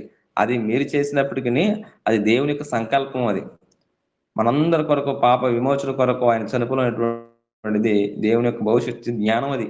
కానీ మీరు అందుకు పాత్రలుగా అంటే మీరు అంగీకరించగా దానిలో మీరు తోడ్పడ్డారు. మీరు ఆ దేవుని క్రీస్తుని మీరు అంగీకరించలేదు అనే విషయాన్ని తెలియపరుచుకుంటూ వచ్చినప్పుడు వారు 37వ వచనంలో అంటున్నారు, వారు ఈ మాట విని హృదయంలో నొచ్చుకొని కింద పుట్టినట్లో పొడవబడి ఉంటుందండి. దేవుని వాక్యము మనకి పొడవబడాలండి. మనం పొడవబడినప్పుడు మనం ఏమంటాం తెలుసా? అయ్యగారు లేదా పాస్టర్ గారు లేదా సేవకుడు సువార్థికుడు మా గురించే చెప్పాడు అని కొందరు అనుకుంటూ ఉంటారండి. మరి మన గురించి కాదు గురించి చెప్పేది, వాక్యం మన గురించి కదా చెప్పేది. కానీ ముఖము మార్చుకునేటువంటి వాళ్ళు ఇలా మాట్లాడతారు. కానీ మనసు మార్చుకునే వాళ్ళు, హృదయం మార్చుకునే మాట్లాడతారు తెలుసా? వీరిలాగా మాట్లాడతారు. వారు ఈ మాట విని హృదయంలో నొచ్చుకొని, సహోదరులారా మేమేమి చేద్దామని పేతురును కడమ అపోస్తలులను అడుగగా, ఇప్పుడు ఏమి చెయ్యాలి?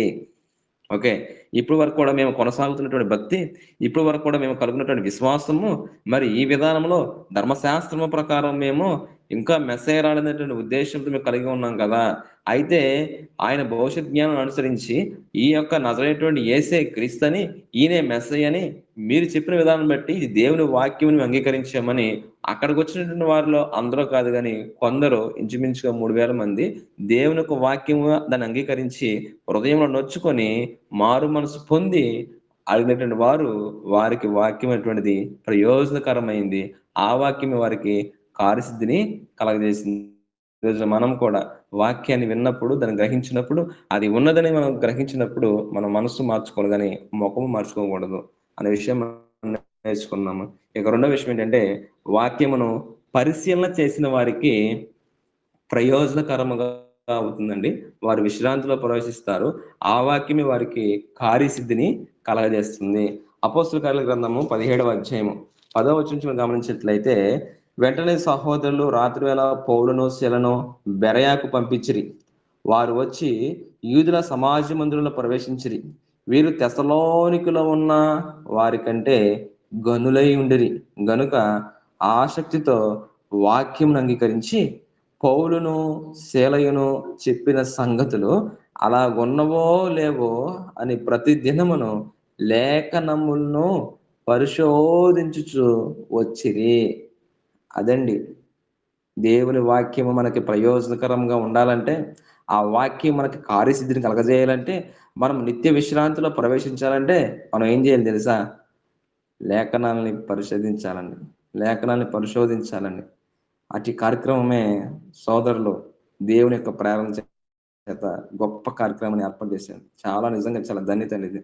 మనం పరిశీలన చేసేవారుగా ఉంటే ఇక్కడ అదే అంటున్నాడు, అక్కడ తెస్సలోనికలో ఉన్న వారి కంటే గనులై ఉండిరి, వారిని దేవుడు గనులు అని అంటున్నాడు. ఎవరైతే వాక్యాన్ని పరిశీలన చేస్తారో, వారు ఆసక్తితో వాక్యం అంగీకరించి పౌలును శీలను చెప్పిన సంగతులు అలాగున్నవో లేవో అని ప్రతిదినము లేఖనమును పరిశోధించు వచ్చిరి. పౌలు శీల అటువంటి వారే గొప్ప సేవకులు చెప్తుంటేనే వాళ్ళ వాక్యం పరిశీలన చేశారండి. ఈ రోజున నిజంగా యేసుక్రీస్తు తర్వాత అత్యంత ఉన్నతంగా సేవ చేసిన ఎవరంటే పౌలు గారండి. మరి స్వయంగా అపోస్తులు క్రీస్తుతో సహవాసం కలిగి ఉండి, మా కన్నులు ఏవైతే చూసినో, మా చేతులు ఏవైతే తాకి చూసినో వారు వాక్యం చెబుతుంటేనే పరిశీలన చేశారండి. కానీ ఈ రోజున మరి మనిషి జ్ఞానంతో ఎవరో ఒకరు స్థాపించిన సిద్ధాంతం ప్రకారం వెళ్ళిపోతూ ఒక గొప్ప పేరు పొందినటువంటి దైవజనులుగా సలామజనులు వారు చెప్తుంటే ఏది చెప్పినా కానీ అదే రైటు, అదే వాస్తవం అనే వెళ్ళిపెట్టిన వారు అనేకులు ఉన్నారండి. కానీ వీళ్ళకంటే గొప్పవారా? మన ప్రభు కంటే గొప్పవాళ్ళ? మీరు ఆలోచించండి. మనం ఎప్పుడు కూడా క్రీస్తు స్థానంలో ఒక మనిషిని పెట్టకూడదండి. దేవుని వాక్యమే. వాక్యం తర్వాత మనిషి ఎవరు, అది దైవజనులైనా ఎవరైనా సరే, వాక్యం తర్వాత ఎవరైనా సరే మనకి. వీళ్ళు అలాగే పెట్టారు, బెర్రలో ఉన్నటువంటి వాళ్ళు. కాబట్టి వాళ్ళకి వాక్యము ప్రయోజనకరమైంది. ఎగ్జాంపుల్ మనం ఆలోచన చేస్తే నపుంసకుడు అండి. అపోస్తలుల కార్యాల గ్రంథం 8వ అధ్యాయము 26 నుంచి 36 ఆ యొక్క వచనంలో సందర్భం మనందరికి తెలుసు. నపుంసకుడు అండి. ఈయన ఒక మంత్రి, ఒక ప్రైమ్ మినిస్టర్ అండి. ఈయన ఆరాధించుటకు యెరూషలేము వచ్చాడు. మరలా తిరిగి వెళ్తున్నాడు. గాజా నుంచి యెరూషలేముకు ఇంచుమించు కొన్ని మైళ్ళ దూరం ఉంటుంది. ఆయనకున్నటువంటి భక్తిని, ఆసక్తిని బట్టి దేవుని ఆరాధించుటకు ఆయన వస్తూ ఉన్నటువంటి వాడు మరలా తిరిగి వెళ్తుండా కూడా ఆ లేఖనాన్ని చదువుతూ ఉంటున్నాడు. యెషయా గ్రంథం 53వ అధ్యాయాన్ని ఆ నపుంసకుడు చదువుతూ ఉంటున్నాడు. వధువు తేపనటువంటి గొర్రెపిల్ల వలె మౌనంగా ఉన్నటువంటి ఆ యొక్క లేఖనం చదువుతుండగా ఇక్కడ తన మనసులో మదనపడుతున్నాడు. ఇది ఎవరి గురించి ఈ ప్రవక్త మాట్లాడుతున్నాడు? తనను గురించా? వేరొకరి గురించా? తన ఆసక్తిని బట్టి కొందరు ఆసక్తి పరులు ఉంటారండి. వారిని దేవుడు ఆరి యొక్క విధేయతను బట్టి, ఆసక్తిని బట్టి దేవుడు ఖచ్చితంగా తన యొక్క దాసుల ద్వారా వాక్యాన్ని తెలియపరుస్తాడు. అప్పుడు దాన్ని మంచి ఆపర్చునిటీగా దేవుడు నన్ను ప్రేమించి గొప్ప అవకాశం ఇచ్చాడని లేఖనాల్ని మనం పరిశీలన చేసి వాక్యం మనం గ్రహించేటువంటి వారుగా ఉండాలి. నపుంసకుడు అలాగే ఉన్నాడు. అప్పుడు ఫిలిప్పును పంపించడము, ఫిలిప్పును చదువుతున్నది గ్రహించావా అన్నప్పుడు, ఎవడన్నా నాకు త్రోవ చూపించకపోతే ఎలా గ్రహించుదును? గొప్ప మాట అన్నాడండి. కాబట్టి అలాగ త్రోవ చూపేటప్పుడు మనం గ్రహించేవారుగా ఉండాలి. చెప్పినప్పుడు ఫిలిప్పు ఇదంతా కూడా క్రీస్తుని గురించే అని చెప్పినప్పుడు ఇవిగో నీళ్ళు నాకు బాప్తిసం ఇవ్వడానికి ఆటంకం ఏమిటి? దారిలో ఉండగానే రక్షణ అనేటువంటిది పొందాడండి. అంటే ఆ వాక్యం ఆయనకి ఏమైంది? ప్రయోజనకరమైంది. కార్యసిద్ధిని కలగజేసింది. విశ్రాంతిలో ప్రవేశించడానికి కారణమైంది. అతను పరిశీలన చేశాడు కాబట్టి. అలాగే మొదటి శతాబ్దపు క్రైస్తవులు వారు దేవుని వాక్యంగా అంగీకరించారు కాబట్టి వారికి ప్రయోజనకరమైంది. ఇక మూడో విషయం ఏంటంటే విశ్వాసం కలిగిన వారికి వాక్యము ప్రయోజనకరం అవుతుందని మనం ఆలోచన చేసాము. ఇజ్రాయేలు ఎందుకని ప్రవేశించలేరు? కానాను దేశం ఎందుకని ప్రవేశించలేదు? వారు అవిశ్వాసము, అవిధేయత వలన అరణ్యంలో రాలిపోయారండి. 6,03,550 మంది అంటే వస్తే ఇద్దరు వెళ్ళారు. అంటే ఎంతమంది రాలిపోయారు? 6,03,548 మంది ప్రవేశించకుండా విశ్రాంతిలో రాలిపోయారండి. దేవునికి సంఖ్యతో ప్రాముఖ్యత లేదు. ఆయన వాక్యంతో ప్రాముఖ్యమైనది అనే విషయం గమనిస్తాము. ఇక నాలుగో విషయం అంటే చివరిగా నాలుగో విషయం ఏంటంటే ఈ లోక మర్యాదను అనుసరించిన వారికండి. మనం చూసాము. ఈ లోకాన్ని చూడకుండా దేవుని వాక్యాన్ని చూస్తూ వాక్యం ఎలా ఉందా లేదని ఆ వాక్య ప్రకారం నడుచుకునే వారికే ప్రయోజనకరంగా ఉంటుందండి. అలాగా మనం చూస్తే యెహోషువ కుటుంబం అండి. యెహోషువ కుటుంబంలో మనం గమనిస్తాము. నేనును నా ఇంటి వారును యెహోవానే సేవించుదాము. నది అద్దరని మీ పితరులు సేవించినటువంటి అమోరీయుల యొక్క దేవతలను, వారి యొక్క దేవులను మీరు పూజిస్తారేమో అది మీ ఇష్టము. నేను నా ఇంటి వారు మాత్రము యెహోవానే సేవించుదాము. ఈరోజు ప్రపంచం ఎటున్నా సరే నాకు దేవుని వాక్యము దేవుడే ప్రాముఖ్యమైనది. అప్పుడే మనకి వాక్యము ప్రయోజనకరం అవుతుంది, కార్యసిద్ధిని కలగజేస్తుంది, మనం విశ్రాంతిలో ప్రవేశించడానికి అవకాశం ఉంటుంది. ఇక చివరిగా ఏమిటంటే వాక్యము ప్రయోజనం అయితే కలిగే మేలులు. ఒకటి గొప్ప రక్షణకు పాత్రులుగా ఎంచబడతామండి. అపోస్తలుల కార్యాల గ్రంథము 2వ అధ్యాయం 41వ వచనం. వారు హృదయంలో నొచ్చుకొని అయ్యలారా మేమేమి చేయవలన్నప్పుడు వారందరూ కూడా ఈ లోకం నుంచి వేరు చేయబడి క్రీస్తునందు విశ్వాసం నుంచి వాక్యం అంగీకరించినప్పుడు గొప్ప రక్షణ పాత్రలుగా వాళ్ళు ఎంచబడ్డారు. ఇక రెండవ విషయం ఏమిటంటే దేవునితో సహవాసం కలిగి ఉంటామండి. మొదటి కొరింథీ పత్రిక 1వ అధ్యాయము 9వ వచనము, అలాగే మొదటి యోహాను పత్రిక 1వ అధ్యాయం 3వ వచనములో మన సహవాసం అయితే తండ్రితోనూ కుమారునితోనూ ఉంటుంది. అంటే దేవునితో సహవాసం కలిగి ఉంటాము. మూడో విషయం మనం ఆలోచన చేస్తే 30 60 100 ఫలించేవారుగా ఉంటామండి. మత్తయి సువార్త 13వ అధ్యాయము 23వ వచనము. ఇక నాలుగో విషయం ఏంటంటే వాగ్దానాన్ని పొందుకుంటాము, నిత్య విశ్రాంతిలో మనము ప్రవేశించేవారుగా ఉంటాము. మొదటి యోహాను పత్రిక 2వ అధ్యాయము 25వ వచనము, నిత్య జీవము మీకు అనుగ్రహిస్తాను అని చెప్పినదే మనకు ప్రభు చేసినటువంటి వాగ్దానం. అంటే మనం నిత్య జీవితంలో మనం సంతరించుకోవాలన్నా, విశ్రాంతిలో ప్రవేశించాలన్నా దేవుని వాక్యం అటువంటిది మనకు ప్రయోజనం అవ్వాలి. ఆ వాక్యం మనకి కార్యసిద్ధిని కలగజేయాలి. అప్పుడే మనము విశ్రాంతిలో ప్రవేశించడానికి అవకాశం ఉంటుంది. ఒకవేళ ఆ వాక్యము నిష్ప్రయోజనం అయిపోతే ఇజ్రాయేల్ ప్రజలకు వలె కనాను దేశంలో ప్రవేశించకుండా వారు ఎలాగైతే అరణ్యంలో రాలిపోయారు, నేడు మనం కూడా ఈ క్రైస్తవ అనేటువంటి ఈ లోకం అనేటువంటి ప్రయాణంలో రాలిపోయేటువంటి వారుగా ఉంటాము. ఆ నిత్య విశ్రాంతిలో ప్రవేశించిన వారిగా మనం ఉంటాము. కాబట్టి ఇప్పటివరకు మనం నేర్చుకునే అంశం ఏమిటంటే దేవుని వాక్యము ఎవరికి ప్రయోజనము, ఎవరికి నిష్ప్రయోజనము అనే విషయం మనం ఆలోచన చేసాము. కాబట్టి మరి మనం అందరం కూడా దేవుని వాక్యముగా అంగీకరించి మన భక్తి జీవితంలో కానీ విశ్వాస జీవితంలో కానీ ఏవైనా పొరపాట్లు ఉంటే కనుక వాక్యాన్ని బట్టి పరిశీలన చేసుకొని దాన్ని సరిదిద్దుకొని ముఖము మార్చుకునే వారుగా కాకుండా మనసు మార్చుకొని హృదయం మార్చుకునే వారుగా ఉండి ఆ వాక్యం మనకు ప్రయోజనకరంగా నీ కార్యసిద్ధి కలిగించిన వారుగా మనం కలిగి ఉంటే మనం విశ్రాంతిలో ప్రవేశించే వారుగా ఉంటాము. మనం అందరం కూడా మనకు అనుగ్రహించేటువంటి ఆ నిత్య విశ్రాంతిలో ప్రవేశించే వారుగా ఉండాలని మరి మిమ్మల్ని హెచ్చరిస్తూ దాన్ని హెచ్చరించుకుంటూ ఈ వాక్యం మనందరి హృదయాల్లో కూడా మనందరి హృదయాల్లో ఫలింపు చేయాలని దేవుని కోరుకుంటూ ఈ వాక్యం నేను ముగిస్తున్నాను. మీ అందరికీ నా వందనాలండి. ఇప్పటి వరకు చాలా చక్కగా దేవుని యొక్క వాక్యము మనకు వినిపించినటువంటి సహోదరులు ఎం రమేష్ గారికి ప్రత్యేకంగా వందనములు తెలియజేస్తూ, బ్రదరు మీరే ముగింపు ప్రార్థన చేయండి. ప్రార్థన చేసుకుందామండి. ప్రార్థన. మా సకల ఆశీర్వాదాలకు మా జీవానికి కారణభూతుడైన పరలోకమందు అత్యంత ఉన్నతమైన సింహాసనమందు ఆశ్రయుడైన తండ్రి, మీ మహోన్నత నామానికి స్తుతులు స్తోత్రాలు. తండ్రి, మీ అపారమైన ప్రేమ ఉచితమైన కృపను బట్టి క్రీస్తునందు మరొక దినాన్ని దయాకిరీటంగా ధరింప చేసిన విధానం బట్టి స్తోత్రాలు తండ్రి. తండ్రి, మరి ఈ యొక్క రోజు కూడా ఉదయకాల సమయంలో మీ సముఖమందు చేరి మీ మాటలు నేర్చుకోవడానికి మీరు మాకు ఇచ్చిన గొప్ప అవకాశం బట్టి స్తోత్రాలు తండ్రి. మరి మొదటగా మీ దాసులు మా సోదరులు అనిల్ గారు వివరించిన విధానం బట్టి స్తోత్రాలు తండ్రి. తండ్రి, మరి ఆ యొక్క తండ్రి మరి బలి అనేటువంటిది మా ప్రభు యొక్క బలికి సాదృశ్యంగా ఉంది.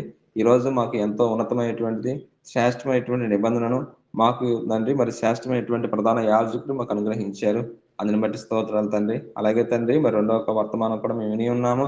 మరి వాక్యం అనేటువంటిది ఎవరికి ప్రయోజనం అవుతుంది, ఎవరికి నిష్ప్రయోజనం అవుతున్న విషయం పరిశీలన చేసాం తండ్రి. దేవా, మరి ఈ యొక్క వాక్యం అనేటువంటిది మాకు ప్రయోజనకరమైనటువంటి స్థితిని కలిగి ఉన్నామా, లేదా నిష్ప్రయోజనం అయిపోయేటువంటి స్థితిని మేము కలిగి ఉన్నామా అని పరిశీలన చేసుకోవడానికి గొప్ప అవకాశం ఇచ్చారు. అందుని బట్టి స్తోత్రాలు తండ్రి. దేవా, మరి మేము మీరు కోరిన రూపంలో మీరు చెప్పిన విధానంలో మా భక్తిని కొనసాగిస్తున్నాం లేదని పరిశీలన చేసుకొని ఆ వాక్యం మాకు ప్రయోజకరం అవునట్లుగా మీరు మాకు కృప చూపించడం బతిమాని వేడుకుంటున్నాం తండ్రి. చేరువచ్చిన ప్రతి సహోదరిని ప్రతి సహోదరుడిని కూడా మీరు దీవించి ఆశీర్వదించిన తండ్రి. వారి అనుదిన జీవితము, వారి అనుదిన తండ్రి మరి పనుల్లో మీరు తోడుగా ఉండండి. వారు చేస్తున్న పనిపాట్లలో మీరు క్షేమాన్ని అభివృద్ధి కలిగించమని వేడుకుంటున్నాం తండ్రి. ఎంతో ప్రయాసపడి ఉదయకాల సమయంలో తండ్రి మీ సన్నిధానం గడుపుతుండగా ప్రభునందు వారి ప్రయాస వ్యర్థం కాకుండా వారికి కావాల్సిన ప్రతిఫలం దయచేయమని వేడుకుంటున్నాం తండ్రి. అలాగే తండ్రి ఒకరు రాలేకపోయిన వారి కొరకు ప్రార్థన చేస్తున్నాం. వారు ఏ కరెక్ట్ రాలేకపోయారు, మీ చిత్తం అయితే వారు తండ్రి రేపు కూడా మాతో కలిసి మరి ఉదయకాలంలో మరి గడపడానికి కృపను గ్రహించండి. అలాగే తండ్రి మరి ఇటు కార్యక్రమం నిర్వహిస్తున్నటువంటి మా సోదరులు మీ దాసులు మరి రావు గారిని బట్టి మీ ప్రార్థన చేస్తున్నాం తండ్రి. తనను మరింతగా మీరు జ్ఞాపకం చేసుకొని దీవించి మరి ఇటువంటి కార్యక్రమం నిర్వహించడానికి అన్ని విధాలు మీరు ప్రోత్సహించమని బ్రతిమాను వేడుకుంటున్నాం తండ్రి. దేవా, మరి మీ చిత్తమైతే మీ కుమారుడు రాకాలస్యమైతే రేపటి దినాన మేము కలుసుకొని మీ మాటలు నేర్చుకుని మాకు అవకాశం కల్పించమని, అంతవరకు మా పట్ల మా కుటుంబాల పట్ల మీ కృప మీ కాపుదల విస్తరింప చేయమని ఈ మనలను విన్నపంలో క్రీస్తు యేసు నామమున వేడుకుంటున్నాం తండ్రి. ఆమేన్.